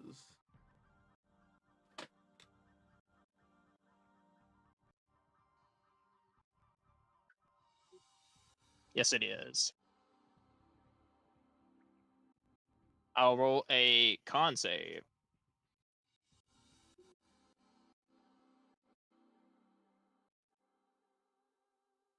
Let me open up.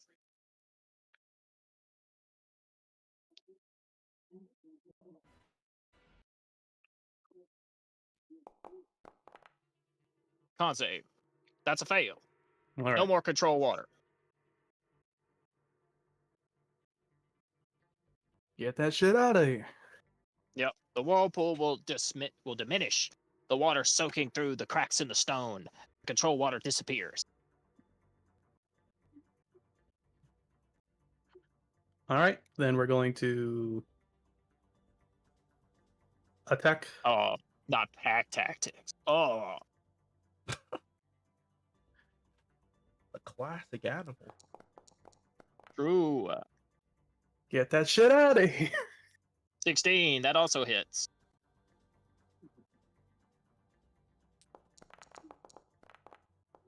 Oh, And get the that 20. arena. That also hits. You're just cooking. All right, give me It's a ram. just As a herd of sheep just barrel down lane. all right. With the midst of wolf attacks and a horde of sheep Ashwana will be knocked back out of the arena. And she'll fall on the wooden steps, leaving just you, R, as she is removed from initiative. Having And the taken wolf- 3 hits. The wolf is just gonna move here and lock him in. And now that I don't have to escape whirlpool, I'm gonna just move to this fucking corner. Oops, I accidentally removed you from initiative, Dandelion. What was it? I thought I'd just move over here. Hang on. I gotta add you back to initiative because I accidentally took you out of it. Oh, perfect. You're right back where you were. Great. Lovely. Oh, I didn't realize R made the same roll as Madeline. All right. So for sake of the way I run things, here, let me swap them. I'll just put Madeline as 13. The way I run things, when a player and an NPC rolls the same, players always supersede. So R, it is your turn. You watched your tag team partner get absolutely run down by Dandelion's herd of animals.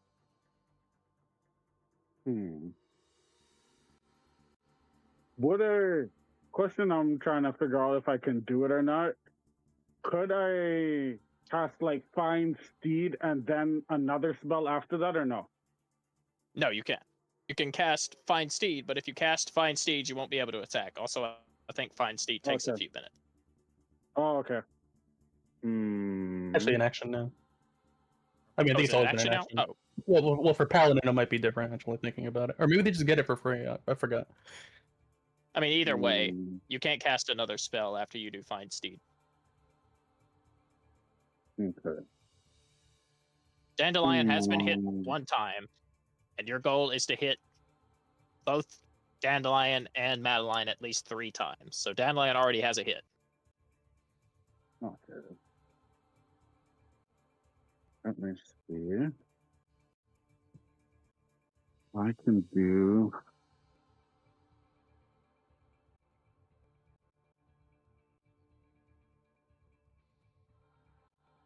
That's a five. I'm really tempted. Let's see.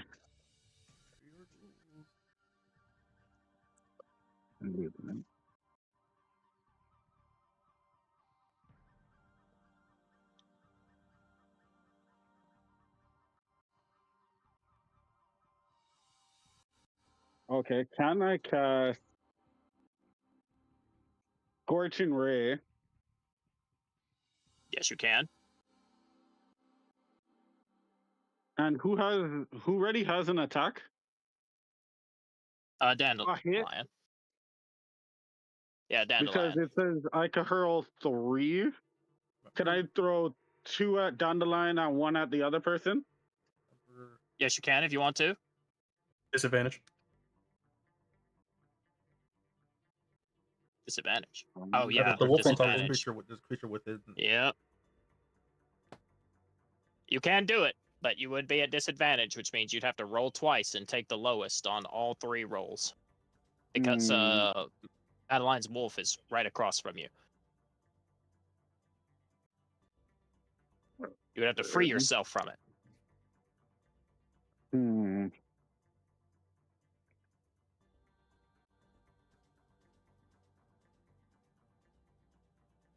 Okay, let me think something else then.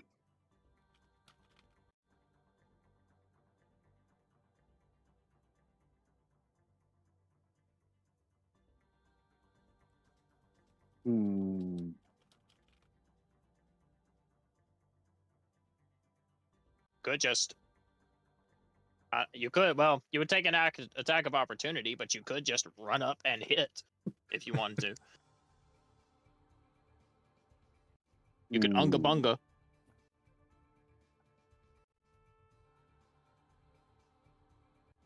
Good.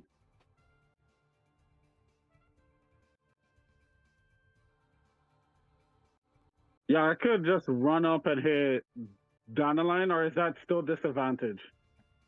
It wouldn't be a disadvantage. The only thing is you would just risk an attack of opportunity because the wolf is right next to you. Whatever you pass, whenever you leave it a creature's attack range, it procs that. So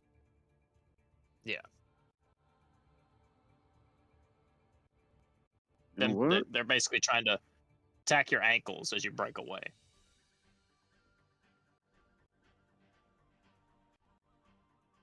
If I'm by myself, I'm gonna try to go out swinging. I'm gonna take my long sword. Not your axe. Mm, you're at Your axe has an easier chance of hitting. That's the only reason I mentioned it. oh. I was thinking that, but I want to try to use Divine Smite while I hit with my longsword, and I can't use it on my axe. You can use it on your axe, but you just only when you're not when you're just can't Oh, smite okay. when you're throwing your axe. Oh, okay. Wait, what? Yeah, you can smite when you throw with a weapon. Yeah. Okay. Right, we went Yeah, over I'll this. use my axe. Balance I reasons. I'm thought gonna it pretty was much I thought say- it was it can't return to him. Oh, okay. No, he can't smite when he throws it. But I intend to make adjustments to that later. Anyway, what did you want to do, R?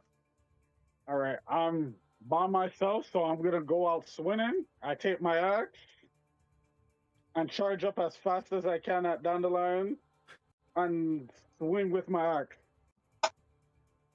All right, Dandelion, roll attack of opportunity. All right. My turn refreshed, right? Because He I ended my charges turn. in. Or no? Your When's my turn refreshed turn again? refreshed. No, Your when does reaction? when do Well, I get when my do you get a reaction back? On the start of my turn. On your turn. Okay, just making sure. I'll attack with just the wolf, just regularly. Yeah, you only get your reaction back at the start of your turn. So if This you does used it upset me. already, yeah, you have to do it next turn. That misses. Or you escape the grasp of the wolf. You raise your axe over your head, bolstering your shield, which I should probably put in your hand. There it is. Forgot it. I didn't have your shield being held in your hand. And you swing with your battle axe.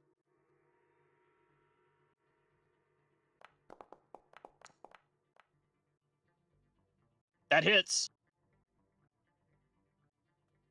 I think that meets Dandelion's AC. Yep. And you roll damage. You deal 6 damage, but there is no damage. So you deal 1 spirit point of damage as you fight. You fight to your last breath. You slam into her with your axe, knocking Dandelion backwards. You want to follow up an attack again?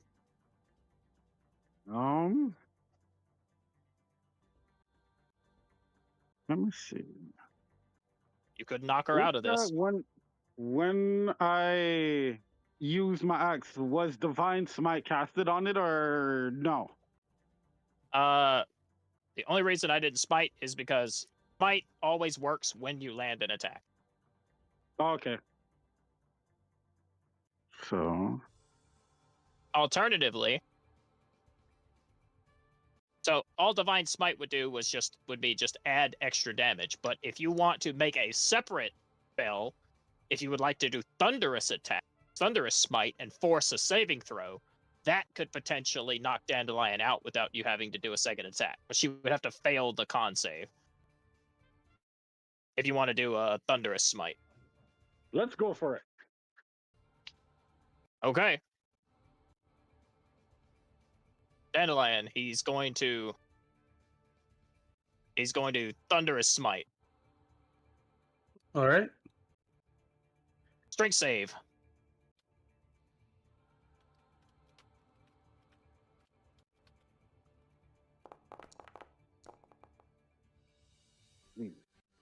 Both of those pass.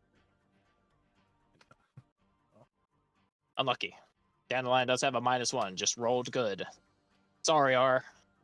Despite you slamming the ground with your axe and I creating think a shockwave of thunder. True, you could still topple. That would be giving Could him I ideas. top- man. Could I That's just how- topple and throw punches or no? You could topple and attack with your axe at advantage. But you could punch if you want to. Yeah, just throw hands. Just Well, topple and throw what are we Okay. doing first? What are we doing first? How about that? Oh, He's doing weapon mastery topple. All right.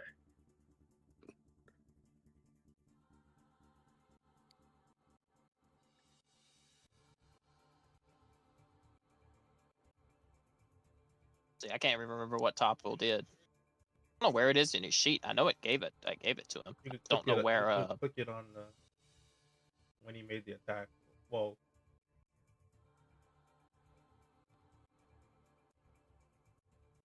Yeah, it says topple is on the battle axe. I don't see an option for it. I don't know if there's a button to press. I think you just have to. Oh, you just have to like. No. Okay. Like, yeah. I was looking through the sheet. That's what I was looking for before. All right. Dandelion, make me a con save. Okay. The con save is for Topple. Topple from his battle axe. Okay.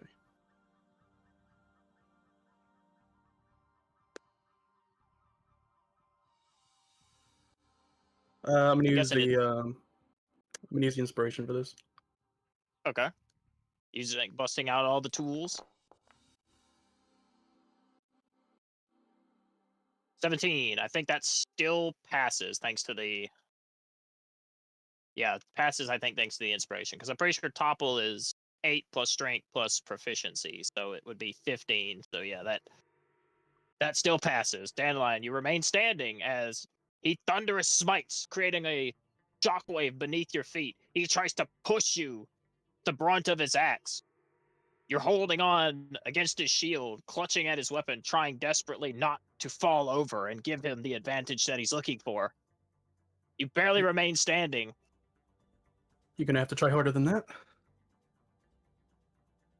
All right, R, would you like to attack with your battle axe again, or would you like to punch like you talked about?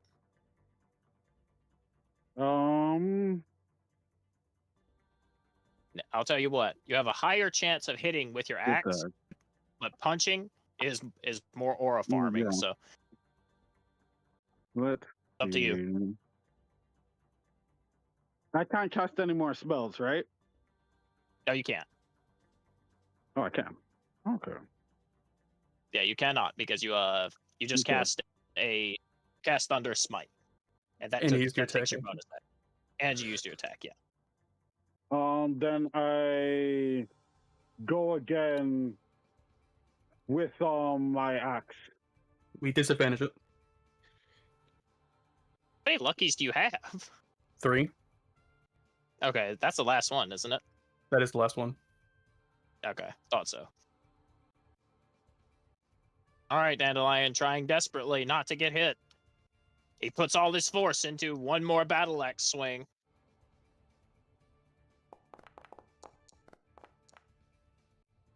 just roll good. But it doesn't matter. Just roll good. Yep, just roll good. As you try to manipulate luck into your favor, unfortunately, the lady is not on your side, as or you reel back your battle axe and you come down with it for another mighty blow. With an upward swing, you knock Dandelion out of the arena and up into the bleachers near Rufus and Magnus. And Dandelion, your summons will all join you. Is the spirit stone still there for my friend? Smell. Sure, no. You know what? No. You're out of the arena, so any beneficial effects that you bestowed or gave are gone with you. It is now This a is 1v1. Is conjuration place? Is a what? I'm just joking. Like Conjuration conjuration bias? bias. True. I'm boy about to get hit by that. Last I checked, they still have life points. Yeah, Madeline hasn't taken a single hit yet. About to go to the test. Everyone has scorching ray, actually.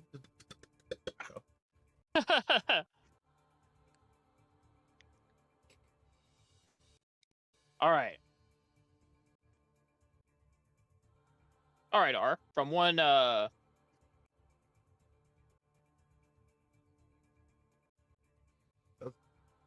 melee You fighter to another. Madeline also has is a melee based fighter. She holds a rapier. And she also uses weapon mastery. Oh shit. So this is going to be this has gone from a duel of magic to a duel of half casters. While it's just us two, can I like wave at her to bring it on because it's just us two now in the ring? Yeah. Heck yeah, you can. Come on, burn it on. This is what I fight for. I was about to hit you with burning canvas.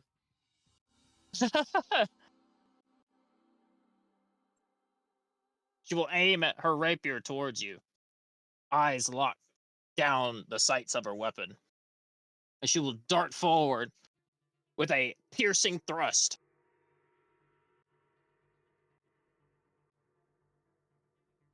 She will strike you.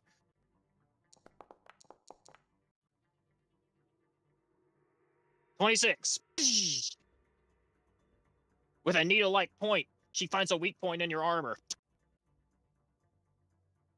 hitting straight through the gaps, piercing you and knocking away one of your spirit points.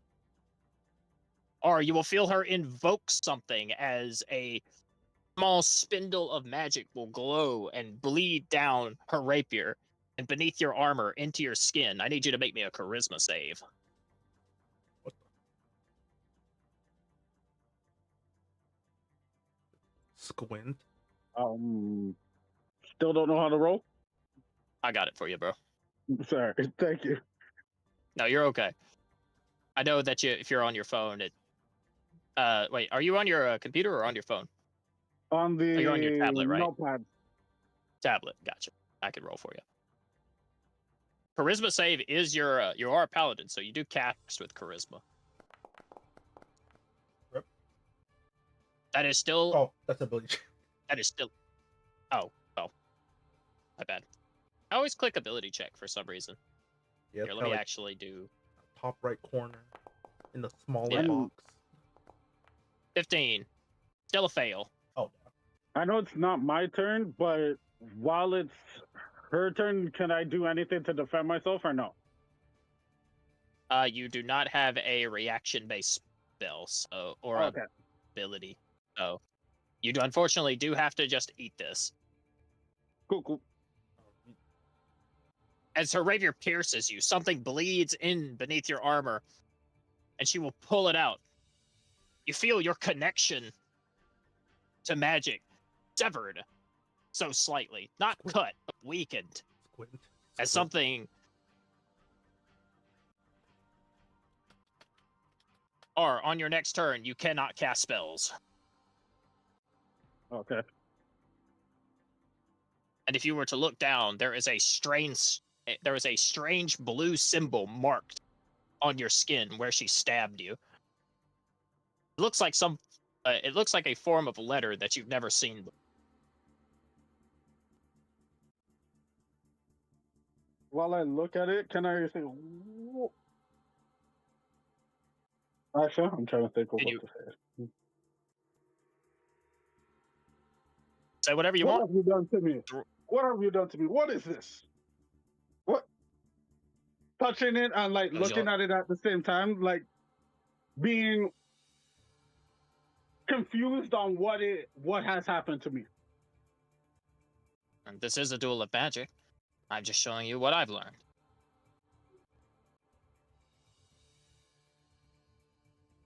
And now that you're marked, Her +8 will become a +10 on her next attack.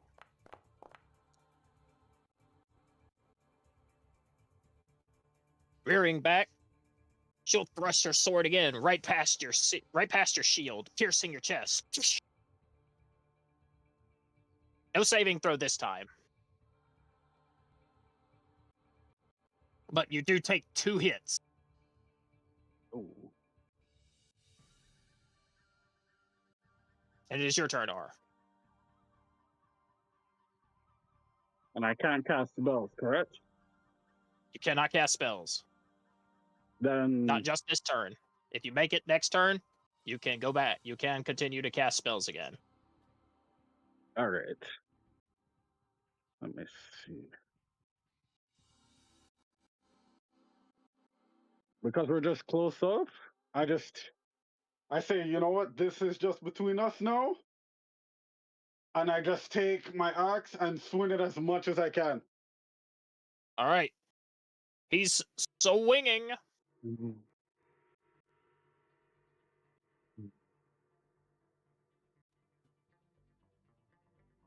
Make 2 axe swings.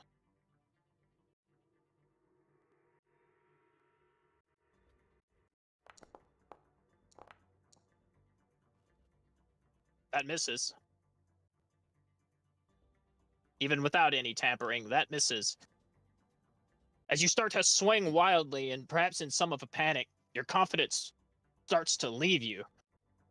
Your mind rattled by whatever it was that she did to you. And you swing again. That hits.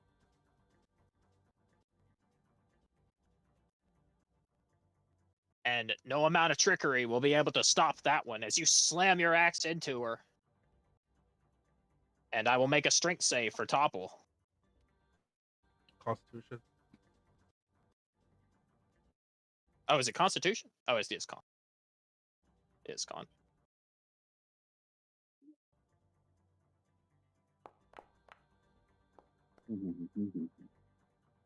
That's 20. Ah, wonderful. Flailing wildly, your axe does meet her, smashing aside her rapier as you crash it in to the front of her chest. You attempt to overpower her with your sheer strength, but her poise remains staunch as she adjusts her posture and holds her rapier up in front of her face.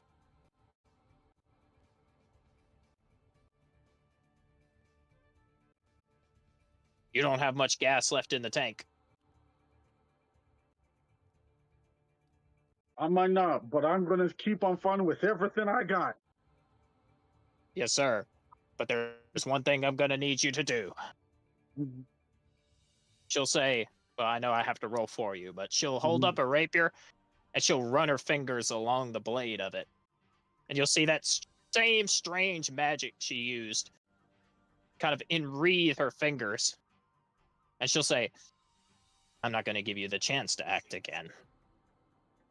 And with a flick of her fingers along the blade, that symbol that she left on your chest will begin to surge forth, and it will detonate in a blue explosion. And you're going to have to make a dex save.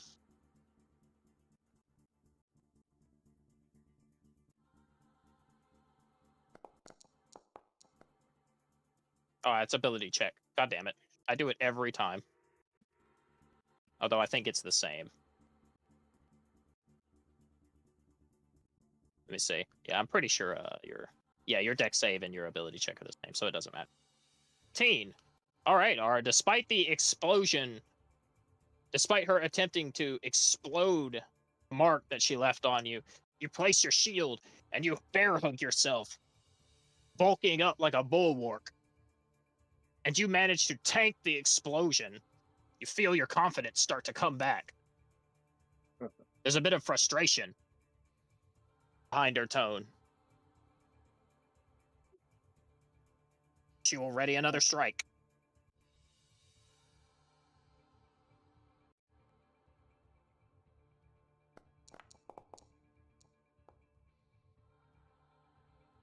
Unfortunately, that does hit. That beats your 18 AC with the shield. You may have survived that. This'll put an end to you.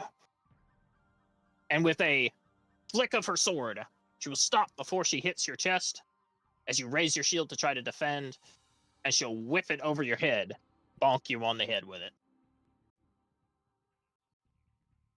And that will end your duel.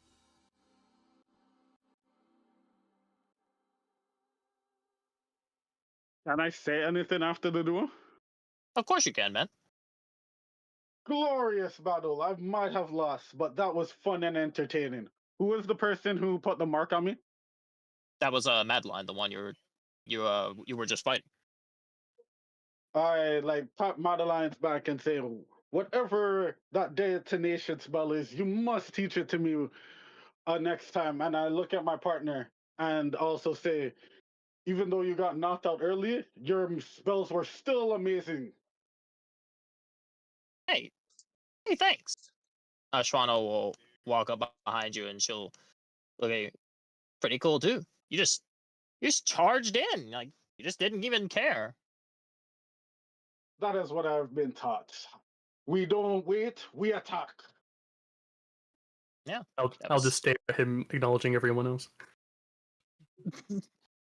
No, Hyde, come and join us. What a battle we just had. And Madeline will respond, "Yeah, you were pretty good. Surprised you landed a blow on me. Tried to deflect it, but you had too much power behind that last swing, even if it was inaccurate."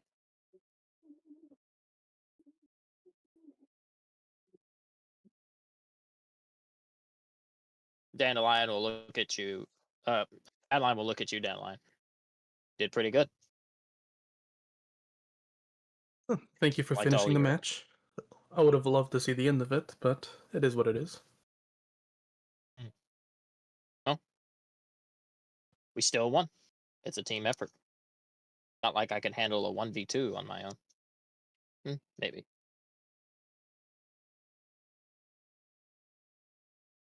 I will say your silencing capabilities is quite impressive, though. Thank you. As I said, I grew up learning some tricks from the royal family. When you serve as a bodyguard, you tend to have to pick up a few things about dealing with mages. Just a temporary fixture.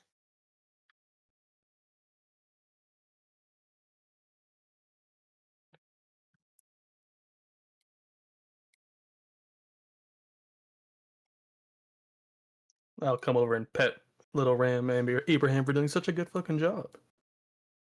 True. Trix will clap his hands audibly.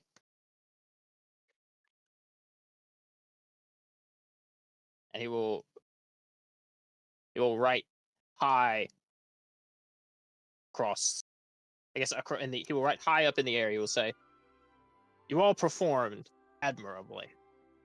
Though some of you may lost faster than others, you all put up a notable effort. And you showed that your intent was not swayed by the fact that you were challenged by your own allies. And that deserves recommendation for everyone.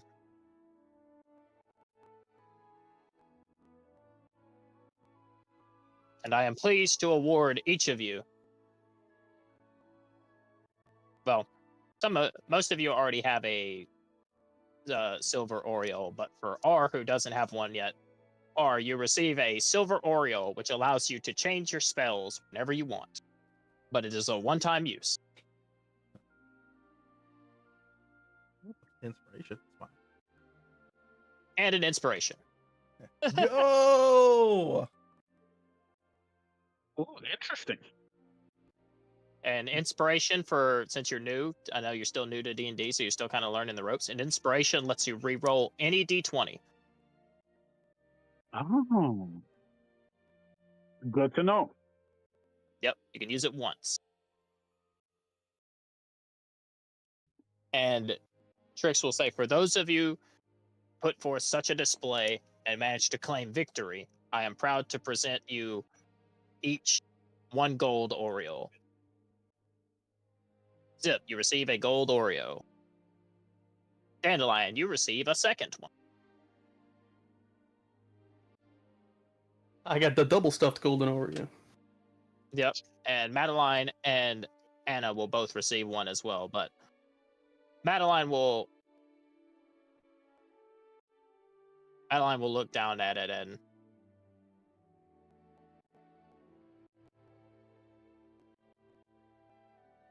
she'll walk over here.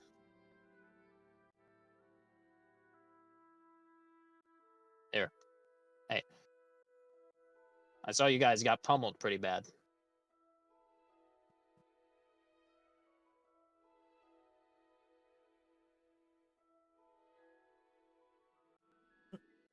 Silence.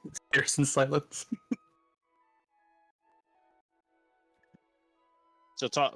Grim is muted, but Rufus. Well, maybe Rufus is having issues again.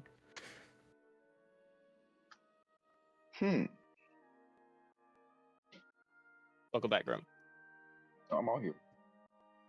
But yeah, she'll remark in a arrogant tone and just say, "I saw you guys got pummeled pretty badly there in the first round."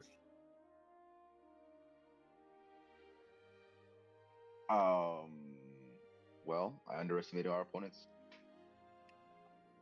Indeed, you did.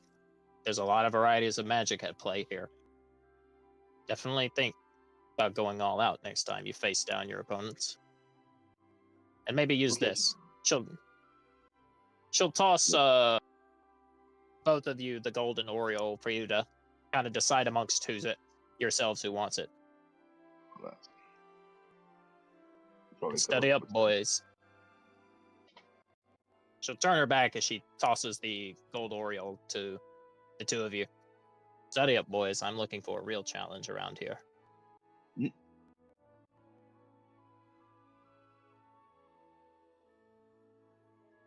True. Next time I'll approach you differently. Maybe not with my glaive, but I probably still could have used my turn more effectively than that. Rufus, are you there? I think he's trying to. I think his mic is messing up. Oh, I see him definitely. Yeah, I hear he's- you, Anthony. If you're talking, he's having an arcane duel with his mic. Deaf in silence. Deaf in silence. Oh, he said, are you sure you're not going to regret giving this to us? When he comes back, I'll answer him. I saw you were typing, Rufus. One second. But before she leaves, oh, I hear you. Back Go. to my phone again. Oh, there it is. All right. Keep talking. Just see if everything's coming through clear. Can you guys hear me? Yeah. Yeah, we can. Awesome. Cool, But I cool. saw what you typed, and as she's turning to leave, she'll just say, "Nah, I won't need something like that. My powers, little magic trinket won't change them.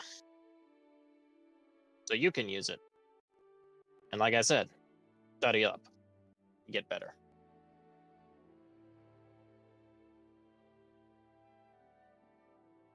Nodders.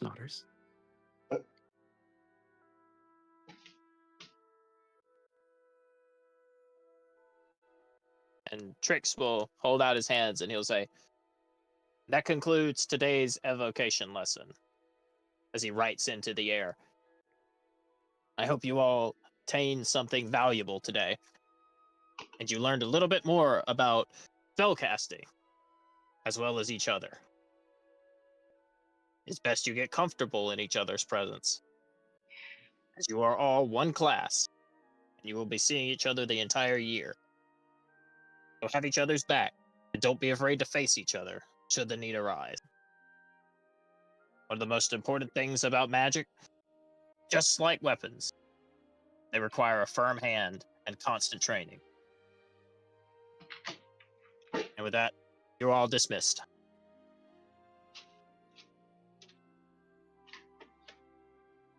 I'm actually gonna kind of get out my seat fast, and I guess as everyone's leave, or if Madeline's preparing to leave, I'm gonna stop. Everybody else will just kind of start to walk away. Not really thinking too much of it.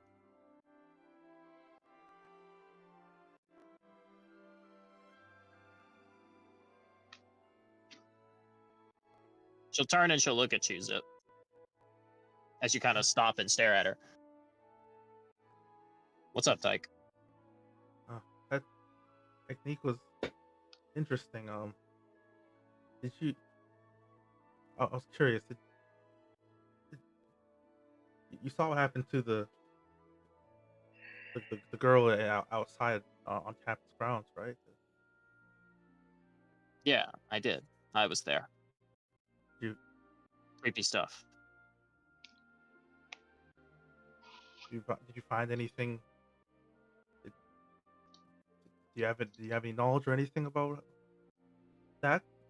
It seems you also have a technique that's kind of cutting off magic momentarily. I guess the only similarity would be is the removal of magic. Although mine is a bit different. Also through a fine point. I know. Weird, isn't it? You want a demonstration? No. Oh. Then an explanation's gonna have to do. She'll use her finger. She'll hold up her finger. See if this were a blade. And she'll poke you in the chest. I channel my power through this and into a symbol. Essentially, it's just a form of writing. That's why when I stabbed him, it left a mark. It left a form of lettering on him. But unfortunately, what those symbols mean, I can't talk to you about. Trade secret. As I said, I protect royalty. Is there anyone else that shares your fighting style? Well, as far as I know, kid, I'm the last one. There used to be a bunch of us in the Empire long ago. But unfortunately, when the royal family got dethroned, most of us were hunted down and killed. As far as I know, I'm the last one. Okay. Sorry to stop you then. No, and you're all right. I get why it's I get why it's spooky. Believe me, the ironic nature of it is not lost on me. But whatever that thing, not that thing. That's DM wording error. That's not her giving a Freudian slip. Whatever happened to her when she died, her connection was cut off. It wasn't when she was still alive. I can tell you that much. My ability only works while you're living. Which is why it's important that I don't strike anywhere vital on my first attack. Like I said, like a finger. And she'll just poke you. Oh, okay. Alright. Yeah. Besides, if we're spending the year together, you'll be seeing more of me. It's not like it's something I can really hide. Especially since, unlike you guys, my powers don't change. The amount of magical mumbo jumbo and trinkets and wizard marbles will change what I could do.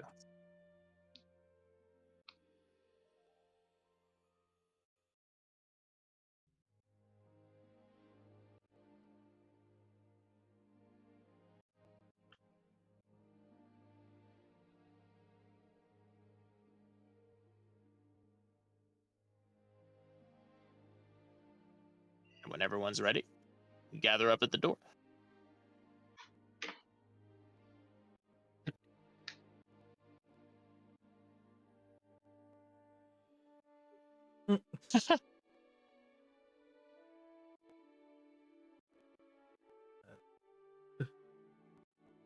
Can I do something right now, or do I have to wait for somebody's turn?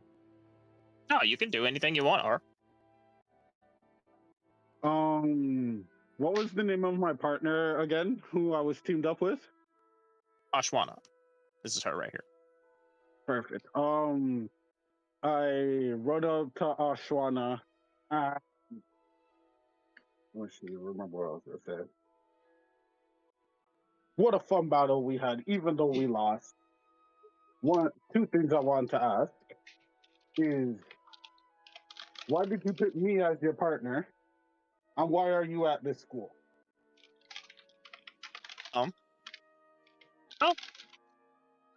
Well, my first reason was I picked you because there was really no one left. But I guess secondary, you remind me a bit of my dad. You don't really look like him. He has scales.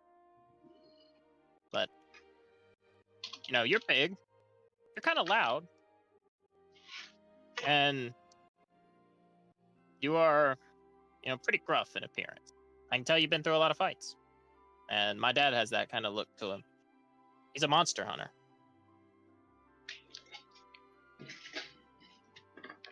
Interesting. If your father was a good man, I will take that with honor. Very good man. I love my dad.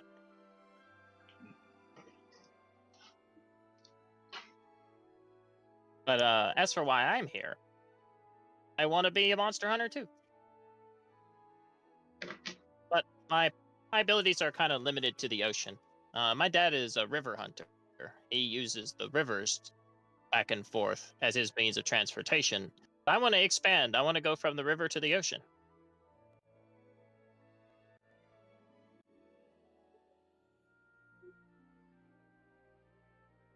That is very interesting. I like the goals that you have.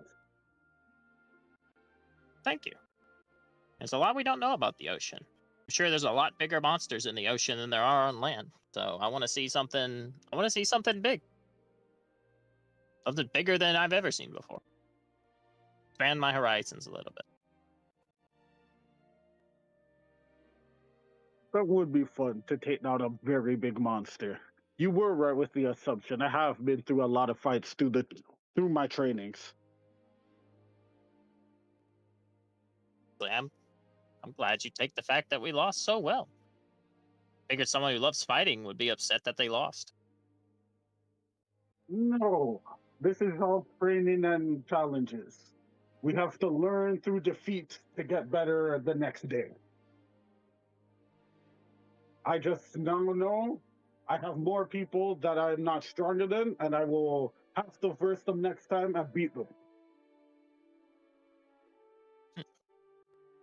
Yeah, that's true. Next time we'll win. She'll give an affirmative nod and clench her fist. We'll definitely win. Yes, we will, and I pat her back maybe a little bit too hard.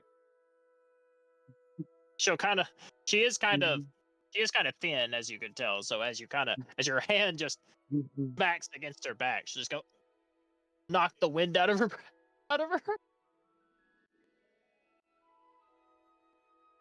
Oh, I'm sorry for being a little bit rough. Sometimes I don't know my strength. It's all right.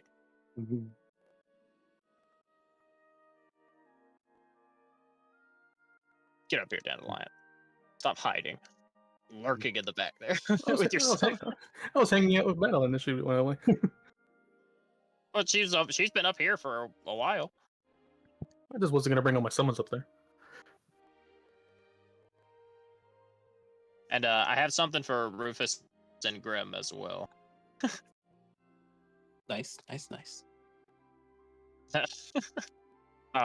You won't be saying that much longer. Uh-oh. Rufus, a man approaches you. You recognize him from the abjuration class, though you never got his name. He wears a garb that is nearly fully cloaked in red. And he stares at you from... I guess he gives a disinterested stare at you. And as he's walking towards the door, you also recognize the elf with him. He'll just say, "You're in the way. Move." There are nicer ways to ask. I'm not going to ask. I'm telling you. Get out of my way. Rufus will cross his arms. Oh, you're gonna be defiant, are you? You want another beat down? I saw you get dog walked in the arena like a mongrel. Rufus just stare at him and wonder who this. I maybe try to figure out who this guy is or who he thinks he is. Hard to know. Hard to know. Does he have? I mean, I'll tell you what. About him. Yes, he does, and I will tell you what. While you don't know anything about him, see if maybe something on his clothes tells you a little bit. Make me a history check. This is where I come in. Oh, Inferno. Oh, Magnus can as well if you want to, Magnus. Man is too fresh to not He's be kinda- immobile. He's kind of talking to both of you.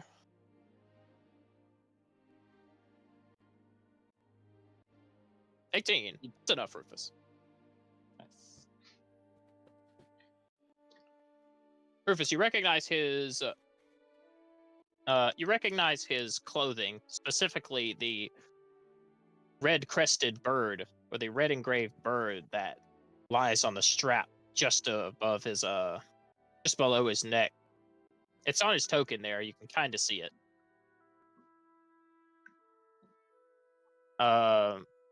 And symbol for the Tomasa family. Warbot. A group of rich nobles who have a deep. Oh, fuck. Well, it was like a little robotic, but Is it still doing it? Oh. Sick. Fixers.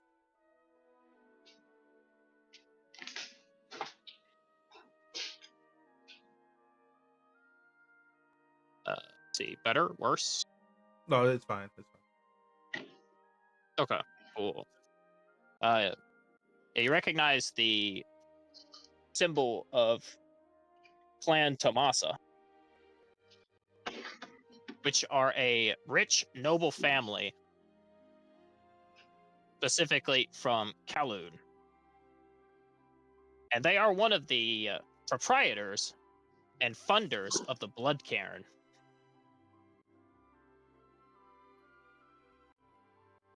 Interesting. Which you know as Yep.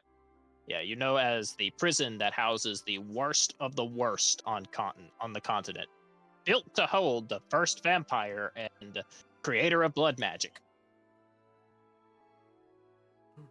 So his family fund that prison, or at least are one of the shareholders that fund the prison's operation.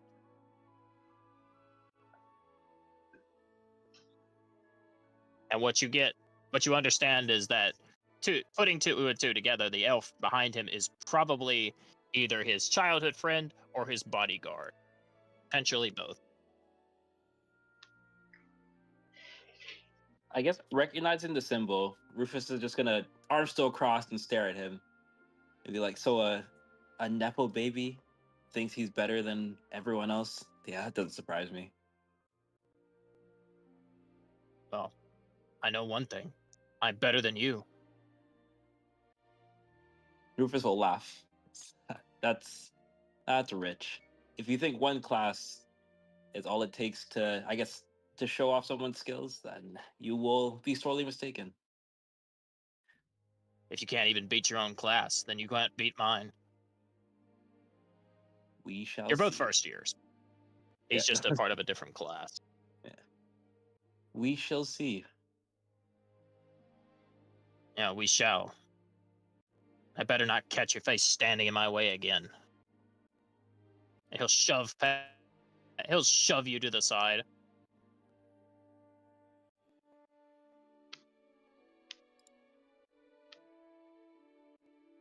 Oh, and if you want to settle this, I'll show you up. But I'm not going to do it here where you've already lost. I'll beat you at Archon Ball.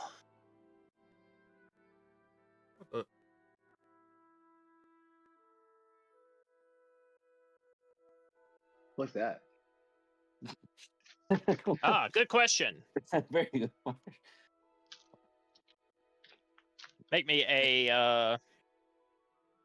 You know what? No history checks needed. You all gain the benefits of a long rest. And love. No.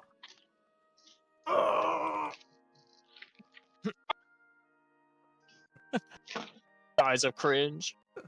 that level 6 fucking spike. Like,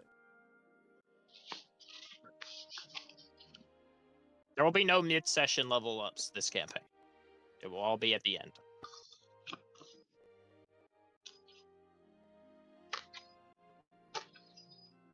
As you all head through the... Oh, hang on. Let me take us back. Let me take take everybody back to Manjome's first floor. Hold on. Let me get that vibe check one time, family. wait. Get that real quick. Oh yeah, my bad, Grim. My bad. I'll take you back. Let me just see that one time. Since Did we're you all want a looking at Arcana vibe check? the specifically for the gems, because you had mentioned that the 9th level version of the silver gem can it can be strong enough to completely seal off your magic. No, just wanted to see if a 9th level version of a black Oriole can. So not the silver one that we Not have. the silver one. Okay, Not the it's silver my one, yeah. Never mind. It's my misconception. Yeah, you're good. Now, that doesn't mean you may not see a black Oriole. Oh Smile, shit. smile, smile. All right. Well then. All right. Well, we're here now. We're here now. All right. Tactical mind. No, I'm kidding. Exiting your course, the professor will walk out behind you as you all start to head back out to the central grounds. And signing with his hands, he'll just say, I hope you enjoy the rest of your classes for the day. And I look forward to hearing about your performance in Archon Vault.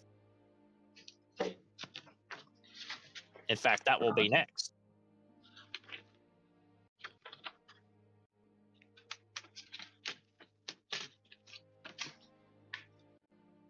And for sake of time, there's not going to be too much mingling around. But Where's my mingling? ooh. Instead, now that you have all gained the benefits of a long rest, let me long rest R.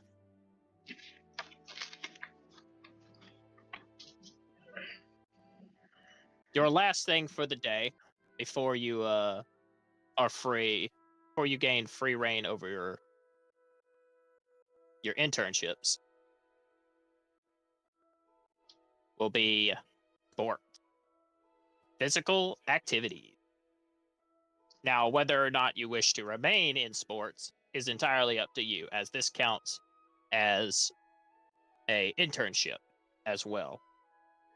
But it is customary that every student be introduced to Archon Ball.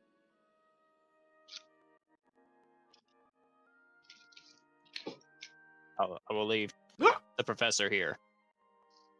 Like I not mean to cast you have all to play into the it, void. or just like have to watch it? You have to play at least one time. Aw. You gotta do the, I hate sports. gotta do the tutorial match. You get it the forced racing level. I see.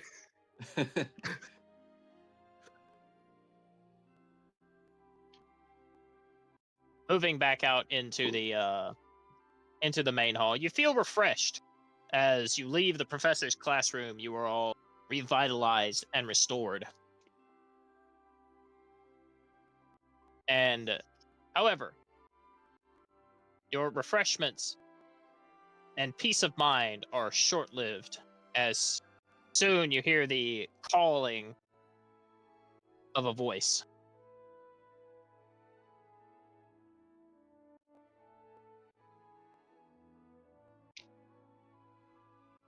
Hang on, let me get the old thing pulled up here.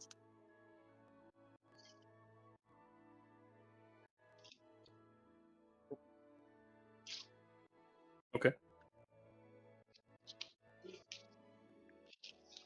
She will say, you'll see.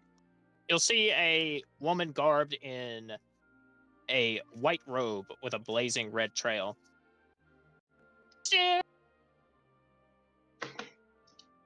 This way, this way!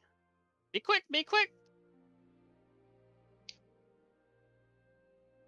Time for the best part of the day. Outdoorsmanship! Now, don't be shy. Ashwana will run forward with giddy excitement. Excited at the prospect of something more physical than just sitting in classrooms. Although there will be a audible sigh from Hannah, and she'll kind of look at you, Zip. Not one for standing out in the sun very often. She will reluctantly follow forth, and Madeline will move forward with a reserved silence. The indoors is getting quite stuffy. Would like a change of pace for a bit. I hope you all like Archon Ball.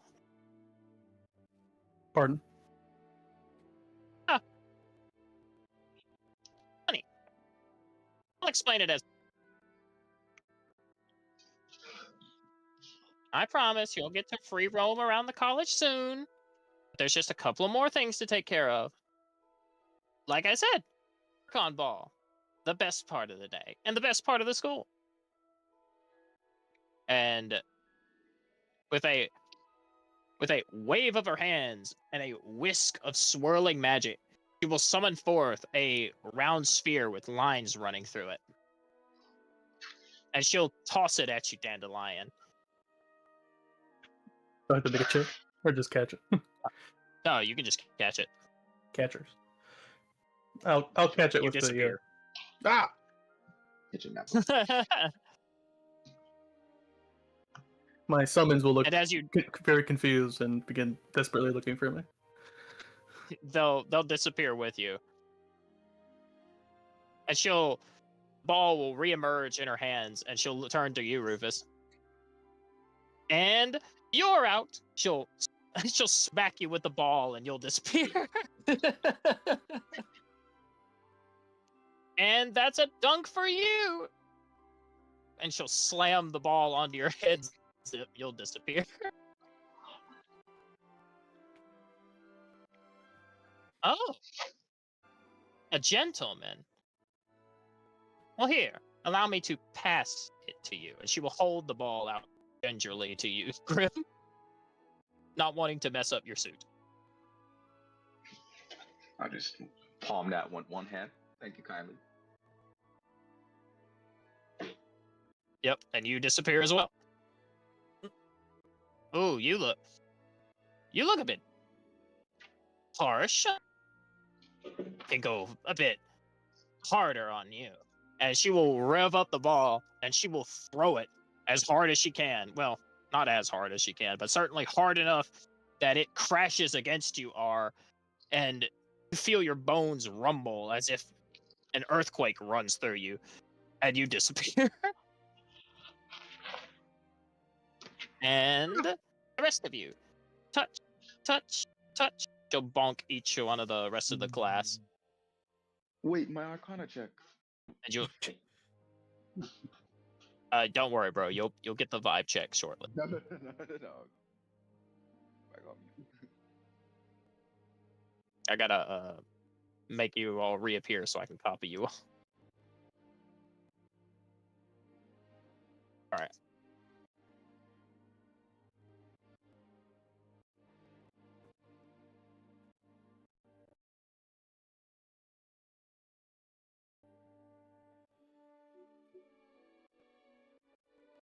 Welcome to Archon Stadium. And you all reappear.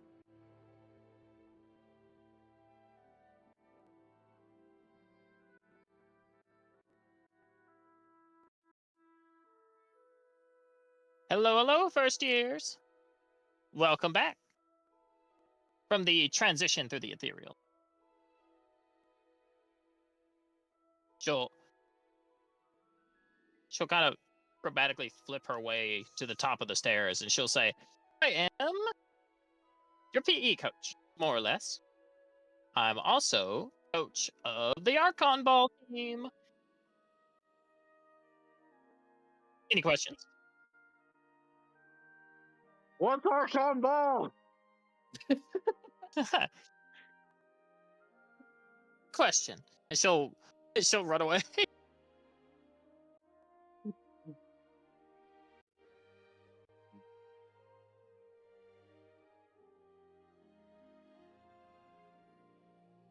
Over here, over here. Come on. He's beginning to become grating. Yes, this one gets on my nerves. That I'm a frustrated sigh.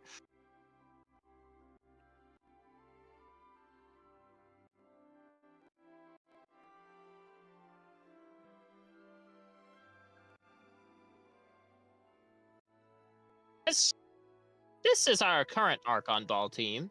Well, this is the all-ranked team. We are one of the best teams across the continent.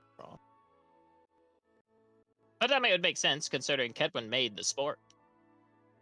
Anyway, those of you who don't know, Archon Ball is essentially Kedwin's version of a sport where all spells are legal.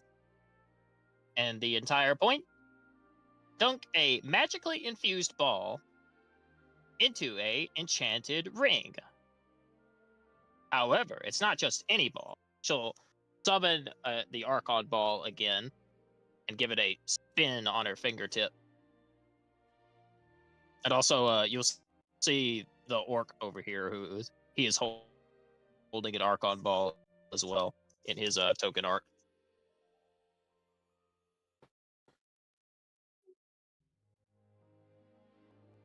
Give you a better look at what an Archon Ball actually looks like. What the...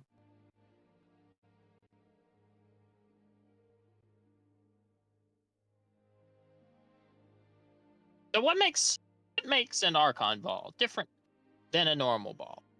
Well, Archon Balls are essentially sponges for magic. So, when you shoot an Archon Ball and infuse it with a spell, it takes on some of the properties of that spell, as well as the spell's element, and acts thusly as well.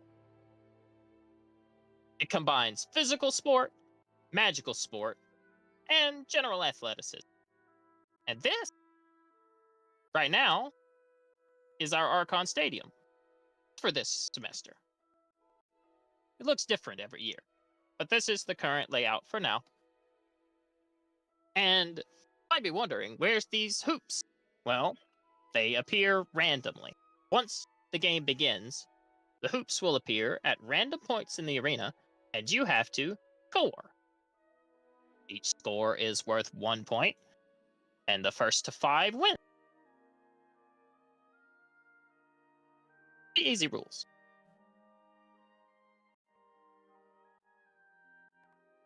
Rufus will rub And his as it chin. stands, Go ahead. And as it stands, you can use any spells, any attacks, and whatever you're capable of. Brute force if you want. Our Goliath player, Herculean, is quite the powerhouse when it comes to the physical sect of the game. Loves his grappling.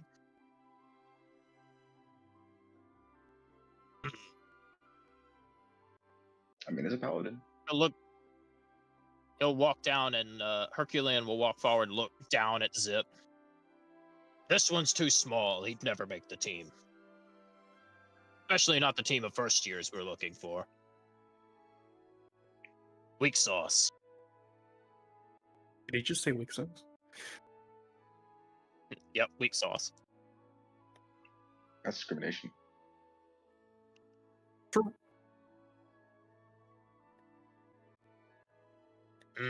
You look pretty strong. Think you could take me at Archon Ball? He'll look at you, R. I barely understand what Archon Ball is, but all I heard was I get to be physical. So hell yeah. Awesome. That's what I like to hear. He'll reach forward and he'll grip your shoulder with a hand and just lift you off your feet. Can I try to grip him back Glad to hear to it. place myself down? You can make me an Confident. athletics check, but I'll roll it for you.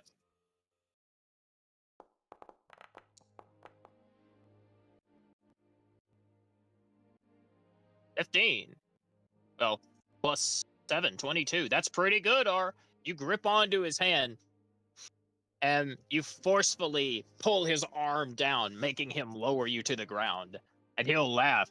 Ah, look at you, a strong one. I could definitely see you being on this team. This ready feels like my competition of sports. He'll give you a playful punch on the shoulder, and you feel it ripple through your body. You don't stumble backwards or nothing like that, but it's definitely felt like a forceful fist bump. Then I look forward to seeing you on the Archon Ball arena this year. Maybe you'll even make team captain. Absolutely would love to try. The orc will walk forward and he'll just look at you, Rufus. Just stare at you, holding his Archon Ball. Stare back at him. He'll Can I say, see that? Groke. Can you say what? I'll point at the ball and say, "Can I see that for a second?" Yeah, he'll say, Groke. Broke? That's his name. Oh, okay. Oh, not. Pleasure to meet you, Broke. Groke. Groke. Oh, pleasure to meet you, Groke. Groke. Oh, he only says one word. All right. All right, Groke.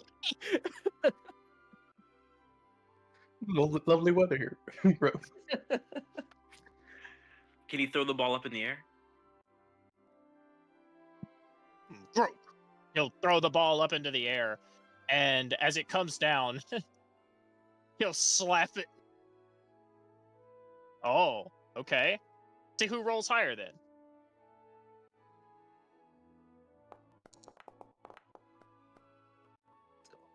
Nice, Rufus. Nice.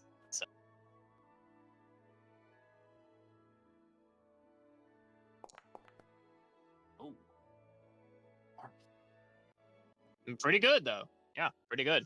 As he tries to slap the ball, you fire it. You fire your spell gun, and perhaps not necessarily the result you expected. Your shot will strike the Archon ball, and you'll see it be absorbed as if the Archon ball was a black hole. Your shot will disappear inside of it before the ball suddenly glows. What element is your spell gun? Is it force? Force damage, yeah. Okay. See, what color would force damage be? Maybe a gray? Maybe a whitish? Yeah, gray sounds right. Anyway. A grayish energy will begin to project out of the ball. And just as he was about to hit it, your shot will strike it first, infusing the ball, causing it to ricochet forward and hit his chest.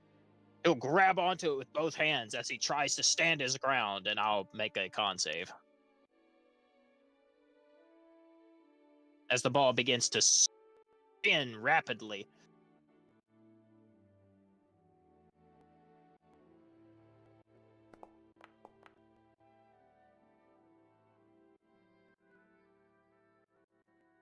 $16. Let's see, against your spell attack.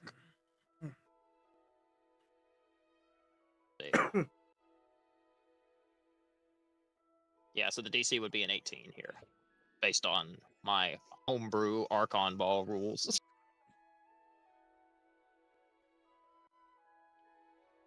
All right, so he fails his con save, and as he tries to grip the ball, its rapid spinning, it will strike him in the chest and send him over the railing and into the water down below.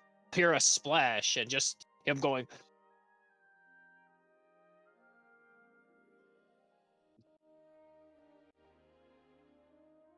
Rufus will run over and look over the edge. Like, You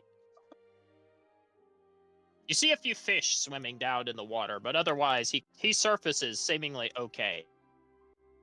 But you notice the Archon ball lies off to the side on the pitch, seemingly having lost its energy. Groke having diverted most of it before it could careen off into its final destination.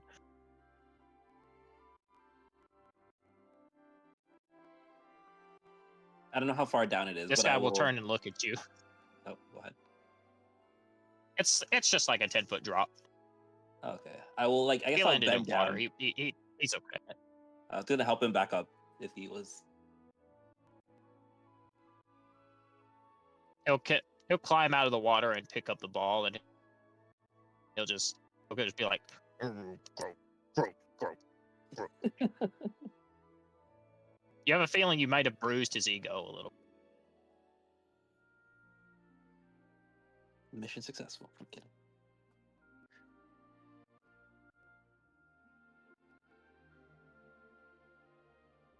Anyway, pleasantries aside, I guess. Gumball. And considering you are the new class this year, you're gonna do a little bit of tutorial. Get you a little bit of exercise now that you're out of the classroom. To join the team, but mandatory that everyone at all first years have to play at least one game of Archon Ball for practice, just to get you used to it. You know, every magic wielding country across the continent has at least has an Archon Ball team. This feels like a marketing scheme. No, you're a marketing scheme. She'll stand there offended at the call. And what do you? Herd sheep? I do. That's my job. Yeah, and my job's to lead an Archon Ball team. So what are you gonna do, judging other people? Continue.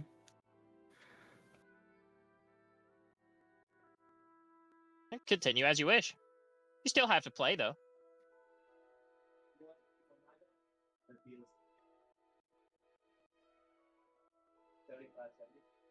Anyway, I hope you're excited, first years, because you're going to play against our league team.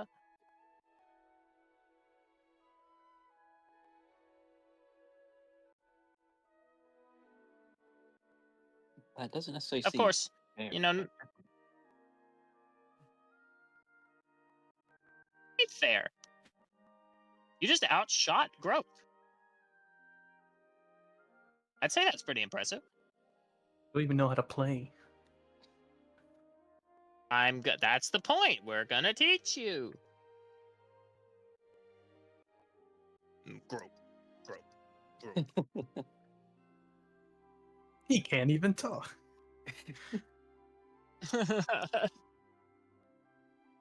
mean, everybody can understand Groke.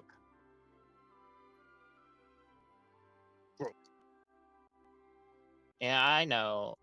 He outshot you. I know. But you'll have your chance to put him in his place, Groke.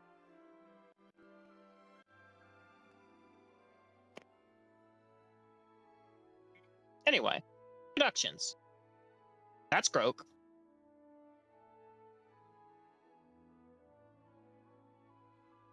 Serene. You met Herculean.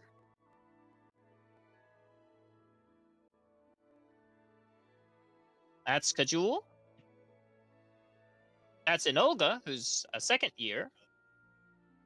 She has impressed us so much. She has already become a part of the A League team. Nice to meet you, first years.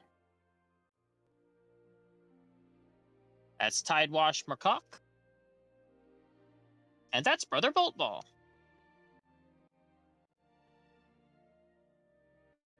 He will stare at you intensely, Rufus, from beneath his hat. Stares back.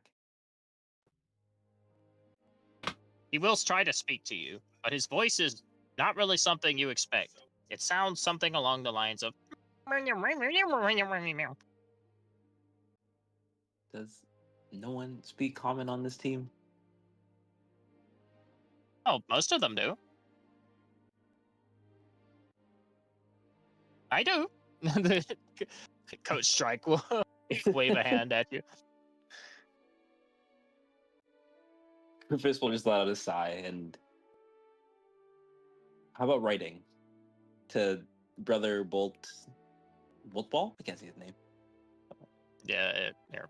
Let me there you go. Brother Boltball, yes.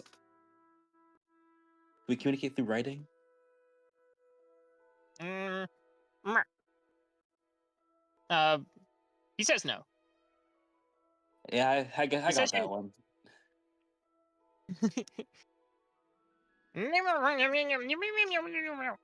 He says he'd rather you learn his language. And what language is that?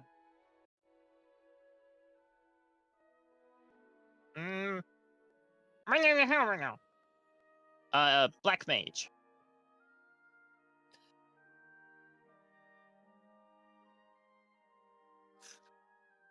I'm sure there's a book on that in the library somewhere. Yeah, most certainly. Although, you won't find many others like him.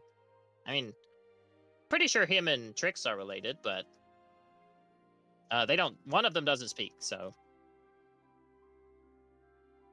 Yeah, probably because he doesn't want to force everyone to learn their language. But all right.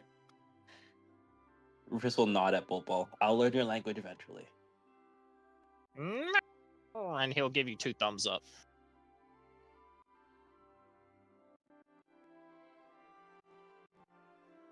And as you all prepare to understand the rules of Archon Ball, you mentally brace yourselves for the rules of Archon Ball to be rather forced upon you, having been introduced to this year's Manjome's star team this year. That is where we'll call the session. And when we begin next session, we will play a single round of Archon Ball, shortened to 3 points rather than 5, due to being first years. And you will learn the rules of Archon Ball, where the action system will take a little bit of a twist. It won't be too different than what you already know, but your spells and general effects will do different things depending on how you cast them when you play Archon Ball. So I want to thank you all for joining me. We can make my dream come alive. So without the players, I have no one to DM for. And I hope you all had a good time in evocation class and meeting the many NPCs around the college, as well as the Archon Ball team, some of which who have more to say next time. Yeah, hope everybody had a fun time. And we'll do favorite, least favorite. Favorite. Axel. Just give me a minute. I have to use the washroom. Let somebody else go, and now I'll come back. Sounds good. Next would be Toy. Favorite? I'm enjoying the unique class setups and how each, combat or lesson is, different and teaching us, or focus on a different aspect of, a different school of magic and how that applies to the lesson is interesting. Also, it's a vast cast of characters. I think this is the most named characters we've met in a campaign yet, and it's interesting to see all of them. And all the callbacks, obviously, and references to other characters is cool. Least favorite, that I won't be here next Saturday. Bro, he's not gonna be here for Archon Ball? No. It's Archon Ball. Or is this just I have to postpone next Saturday? I'm not sure if anyone else can Yeah, do this. or is this a case of I have to postpone next Saturday? Oh, Actually, but are I you able don't to want come you to next miss Sunday, Archon Ball, though. Pardon? You have to come next Sunday? Let me check. I'm reffing a soccer tournament next weekend, so let me put my schedule. Oh, oh, he's reffing an Archon ball. I see. I have 4 games Saturday, 4 games Sunday. I just gotta see what time I finish Sunday. But yeah, Fair enough. no real least favorite. The session was fun. I enjoyed the interaction and learning like I guess there's such a vast array of abilities everyone. It is very interesting to see what everyone can do. I'm glad. Oh, also, you all unlock the first to third level evocation spells. Golly.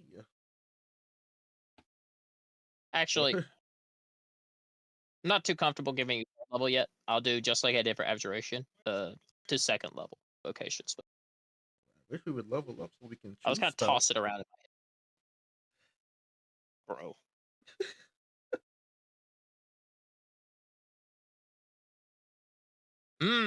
Maybe next session. Maybe.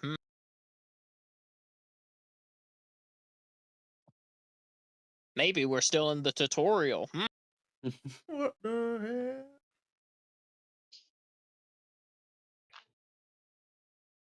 Anyway. Moving on. Thank you, Mr. Toy. Appreciate it.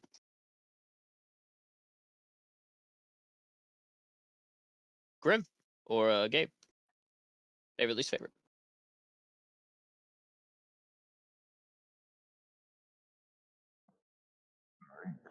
Alright. Oh, man, we left him down on the first one. What I the? kinda- Did you throw your phone into the blanket? Like, well, My bad. My bad. Nobody likes getting down on the first turn, but I didn't have to. Even without using my glaive, there was magic that I could have cast that would have made that a lot more palpable fight. So that's me just not having full understanding of. I did have one question in terms of why I didn't get a saving throw because the other guys got a saving throw. It was an action. It was a attack move. yeah, was it? It was because So, oh yeah, Scorching Ray is an attack roll spell. They have to roll to hit you. They have to roll to hit me. So if it was a regular attack, then I would be out. If it was a regular magic spell, then I would roll a saving throw. So some If it spells. was a saving throw spell, yeah. Yeah. Some spells cause a saving throw. Some of them are just rolling to hit you. Yeah. That's what to clarify that. Yeah. I just Yeah, it's kind of the difference between an earthquake would be a save, but if someone threw a rock at you, it's an attack. I just wanted to clarify that. I mostly played myself and just not using all of my skills. Even without using my glaive, I could have used all of my skills. That would have made a lot better. I could have actually casted. I probably could have casted. I could have cloud gianted and earth charmed immediately. So I just wasn't paying enough attention. Yeah. Gotta be more immersed and knowledgeable about my actual abilities and whatnot. And get used to actually just the litany of my abilities that I have. Yeah. I mean, if it helps, it is a magic school, so you are learning. You're learning as both a player and a character. Yeah.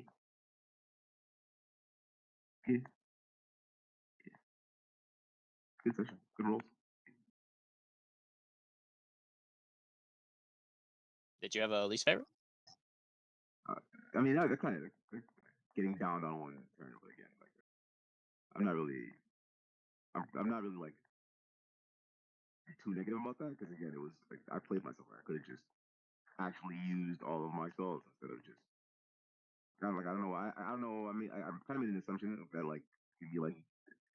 be I don't know, back and forth kind of thing. But again, I probably could have. The NPC I just got the NPC just rolled hot. Unfortunately, Which now I know. Now I know. So next time I can start.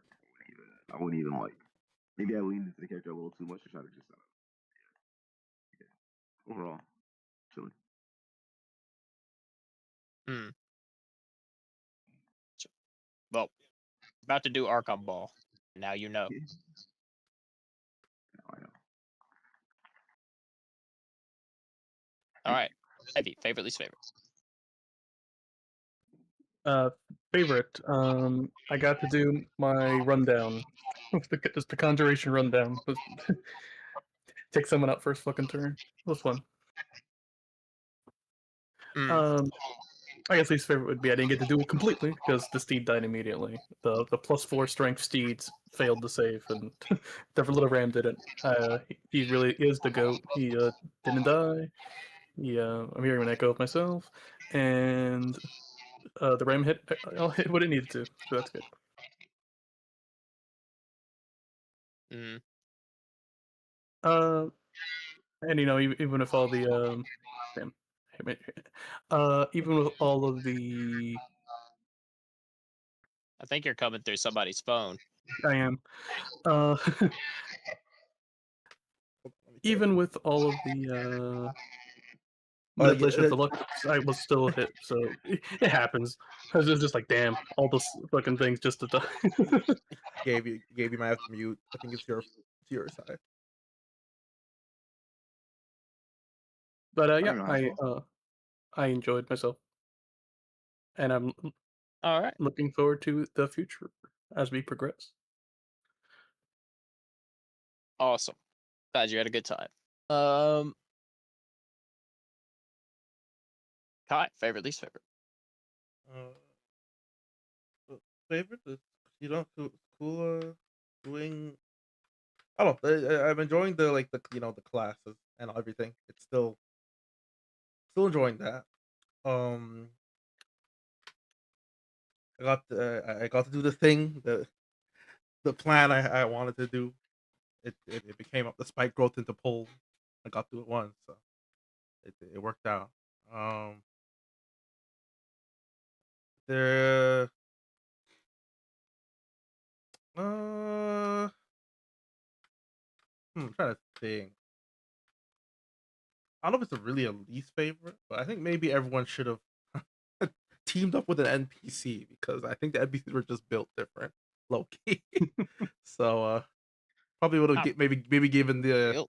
maybe would have given Magnus and thing a chance and not get the divination wizard just mega lol just scorching ray obliterate. Nah, that scorching ray was uncanny. Yeah, I think everyone maybe should have gone like a NPC teammate to just make it even across the board. Maybe. Yeah, I just didn't have enough of them. Uh, I guess I could have done. I could have given one of you a the Roan. the lion in But- armor or whatever that guy was, or wolf. I don't know what he is. Those are just background NPCs. They don't have any abilities, any stats, nothing. They're just aesthetic. Damn. They're just there to make the maps look full. Damn, not But the yeah, background. I guess I could have given one of you guys a Roan, but he would have been berating you and bitching the entire time. Make one saving throw, dude. Other than that, Like, though, yeah, I enjoyed the first part was fine, and then second part, that like I don't know. I've never personally I know this is supposed to be like the kind of like I guess the sports the Quidditch sort of equivalent for this place, but like I've never been interested in that kind of the magical sports section that much in general. mm, So I found myself tuning out toward this end part. I was like, so that's just me though. That's nothing. Yeah, that's about it. well, maybe you like it. Maybe we'll see.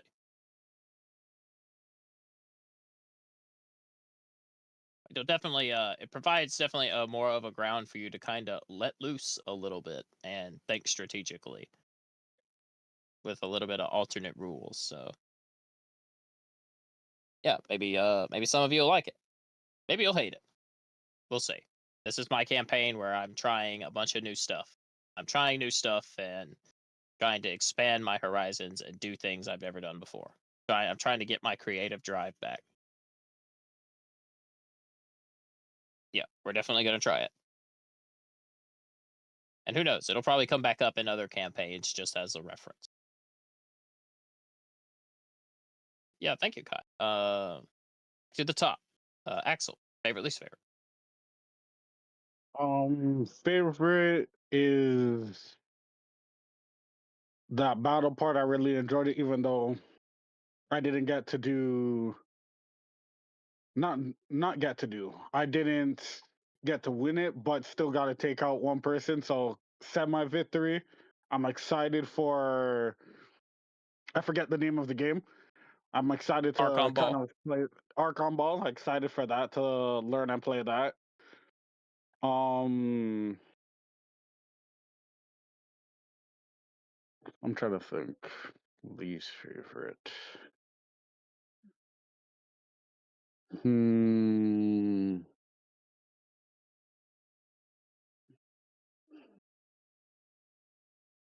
Maybe not least favorite, but one thing I wish I got to do was my idea was when my partner had the whirlpool going, I wanted to hit like a thunder wave to see if I could shock the people who are in the water at the same time.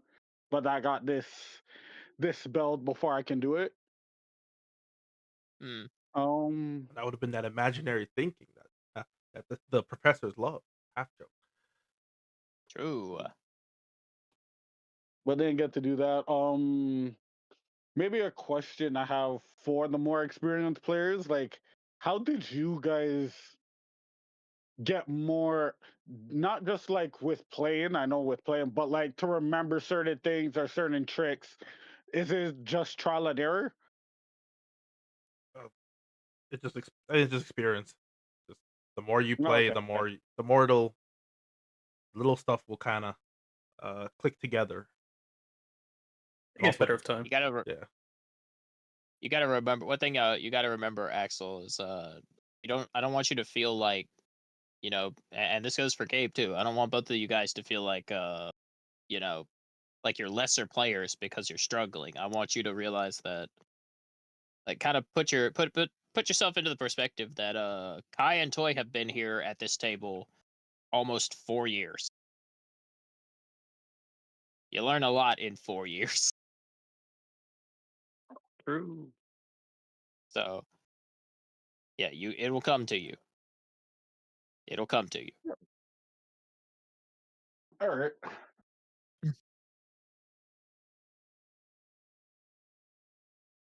And if there's anything you never need to know or outside the campaign that you want to ask, I'm always by my phone. I am permanently on call at work, so if you ever want to ask me anything about the campaign or anything about your character or anything about the NPCs, you are more than free to message me and I will respond as soon as I can. Perfect. Thank you. Yes, sir. I'm glad you had a good time. My favorite. The duels went as well as I hoped they would. I thought it was fun, and it was also fun playing the NPCs, even if Ashwana didn't get to do a lot besides control water. I mean, you did also just nerf it. So yeah, I did nerf it. That honestly, as a control spell, it's really strong, and it would have probably trivialized the other team. Because otherwise you would have had to, like, Dandelion wouldn't have been able to move. She would have had to make a saving throw at the end of her turn. You may have broken concentration, right? You did break concentration, but that was also because you attacked with the ram. yeah, the Ramon had to use an action to get out of that. Oh, I thought I made the save. That's not how Shape Water works. I altered the rules. I see. Yeah. I altered the rules for Shape Water because it's a very strong control spell. I also let Ashwana cast it at level 3, so I had to nerf the rules a little bit. I mean, it does seem kind. That would have been kind of ass if she was able to do something like, "Oh, like, goodbye to your turns," and just get wailed on. Yeah, that was the plan. But like I said, I nerfed Shapewater a little bit because I let her cast it at level 3. It's normally a level 4 spell. But anyway, that aside, the duels went as well. I hate that I one-shot Grim. I hate that. I feel that's probably the worst part of it. That's probably my least favorite out of the whole session is that Anna deleted Grim, who I had expected when he rolled initiative to run forward and just unleash the whoop ass and completely down her in one turn and knock her out. Just boom, boom. You know, booming blade, action surge. You know, like that shit. Oh, you actually could have just wonder. And But then I thought that'd be, just like I thought that'd be so interesting. I didn't want to. I actually didn't want to do that. yeah, Funny enough. yeah, I get your Yeah. perspective. I get your perspective now of how you were like playing it a bit slower, but I guess where I'll chime in is that I should have probably communicated to you a little bit better that you can go all out. Because I had as a DM, I guess I should tell you, Gabe, as a DM, I usually have backup plans, and I've got enough improv experience to make stuff on the fly that if I want to, if you had beat them, I had a backup plan ready to go. If you had beat them pretty quickly, I would have thrown in something else for you and Rufus to deal with. I had stuff ready to go in case you downed one of them really quickly, just to keep things spicy. That's fair. Yeah, I can swing, swing, cheater, swing. again, I definitely have a good piece of me was just leading into the character of like being in a mage school and let's see what happens when we're just throwing like trading magic. So I hear where you're coming from for certain. So I'm not like it's a like a part of that experience and just knowing like the rhythm and dynamic of just of the game and of you being the GM. So like, you know what I mean? So as that experience comes through, I'll get a little bit more like used to how to make the most of situations. That's just an experience thing. So I'm actually not. Yeah, I appreciate you like saying that, but I'm not. I'm actually not. As soon as it happened, I was like, you know what? That's my fault. 'Cause I totally could have played. Could have played it totally different. So I'm more than okay. I appreciate that. I gotcha. I'm glad you're not upset. It definitely was. It is my least favorite of the session, though. I wish I had given you a little bit more time to shine, but we're gonna do. I think the saving grace, at least for me, is that we're gonna do Archon Ball next session, and you're gonna get to actually do some magic stuff. You can do your strength stuff. You can do your halberd, and that will be a lot more back and forth because it will incorporate the third party element, which is the ball, and the ball will have some randomness. All right. Looking forward to it. But yeah, my favorite was the duels were fun, and I got to reveal the kind of what's going on with the other 3 classmates that you have this year. So yeah, Hannah's a divination wizard. I don't want to I don't want to reveal too much about their backstories and stuff just yet because there's a lot of campaign to go. So I don't want to dive too deep into them personally, but Madeline is definitely something a bit weird, considering her abilities are not like anybody else's. But I'm glad they're kind of interesting and that you guys are talking to them and interacting with them a little bit. I'm glad R struck up the conversation with Ashwana about what she's, what are you here for, and where did you learn that magic and like that, and then he started asking her about her dad because she loves her dad. Her dad is like the center of her world. So yeah, I'm glad you guys are talking to them and kind of engaging with them because these 3 have a lot of backstory to them. Each one of them has I put more work into the 3 of these into these 3 because they're going to be with you through pretty much the entire campaign than most of the other NPCs. They're made to they're meant to feel like they are your classmates. Lit. But yeah.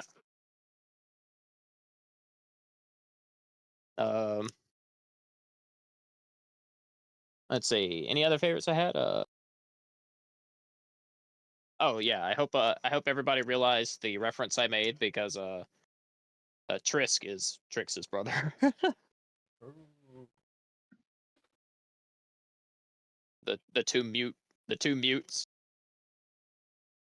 Also, I think I heard. I'm not sure. Toy would have to confirm. I thought I heard him laughing in the background and trying not to laugh on mic when I said that his language was black mage. That was so funny. I'm like, Okay. the best part is I recently played through like Final Fantasy 1 and 2 again, the Nice. remasters, and then I'm just just like, oh, when you're talking to NPC, that's literally the sound they make. Oh, It's a fire mage. But yeah, I'm glad you guys caught the references that Brother Bolt Ball is a is a black mage, and then Victory Strike is a white mage. true.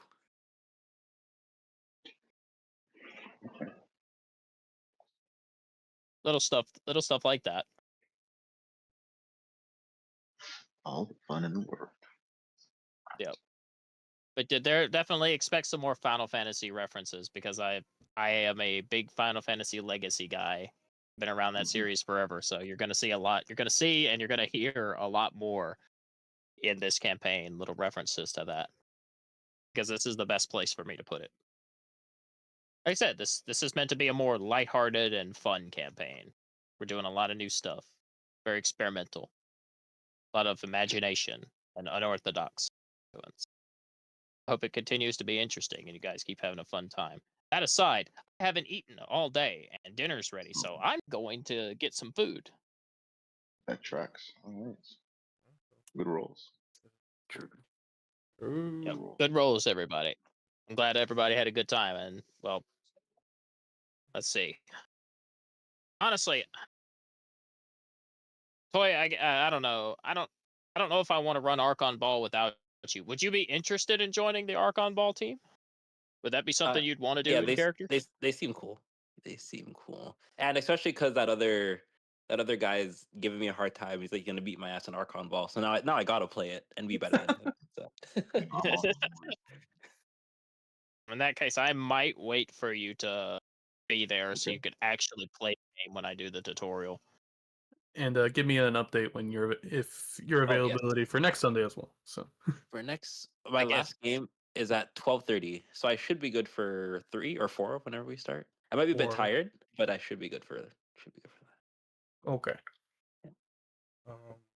But yeah, if you weren't interested in joining the Archon Ball team as a extracurricular activity or as an internship, I would probably just hand wave it and we'd just continue the session. But you got something to prove and you want to kick Aron's ass, then Sure.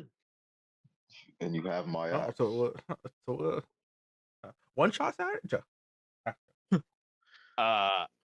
putting a lot of work into this campaign, like a lot of work, more work than I've been doing for my past like 4 or 5 campaigns with the custom maps and all the NPCs and the diverse True. combat rules and this, that, and the other. So I'm probably not going to run a one shot. I am tired. Now, if someone wants to run a one shot, I might be there to play, but for me, run a one shot, nah. Plus, I got to fully flesh out the rules for Archon Ball to make sure everything's ready to go for that. And you have to sleep. True, and I have to sleep. Thank you, Gabe. It's easy And to I got to get. play Expedition 33. Oh, true. that. Which, since we're not doing D&D tomorrow, because For the- no Toy's not going to be there tomorrow because Mother's Day, you can bet I'll be streaming some Expedition 33. I went looking for that link. I thought it was going to be in the D&D chat. I did not see it, as a matter of fact. It's another announcement. I put it, Oh, that's... Yeah. That's, all right. Well, Yeah. now I know where to look. but yeah, we'll expect a long Expedition 33 stream tomorrow, probably like 8 hours or something like that. We're going to go a long time. Nice. But It's worth it. anyway, Anyway, I'll leave you off with one last thing because I can't hold it in.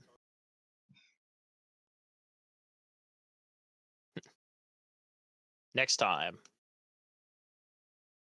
on Hidden Between the Ghostlight.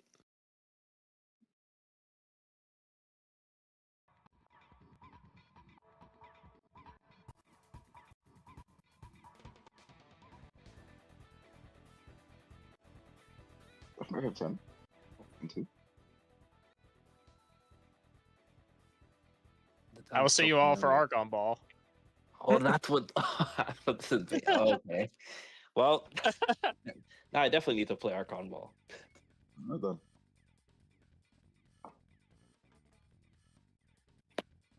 I think that is 10. 10-2? I'm pretty sure that's 10-2. I'm pretty sure it's 10-2. No, that's Yeah. Blitz off. Oh, I'm about to say, because okay. No, that's the Blitz Ball thing. That's ball. Okay. That's 10-1. All right. 10. Yeah, it's 10-1. Okay, Yeah, okay. Close. Yeah, it's 10. Yeah.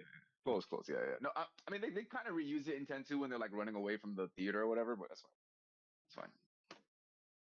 But yes, But yeah, I couldn't resist making the Archon Ball theme the Blitz Ball theme. that tracks. 100% tracks. To the Anyway, cheaters, yep. volleyball. I expect to see either Grim or Rufus try to pull off a jack shot. Off the easy. I'm kidding. What's Blitzball? Oh, that's YouTube it. Yeah, YouTube it. If you don't know what Blitz Ball is, look it up, brother.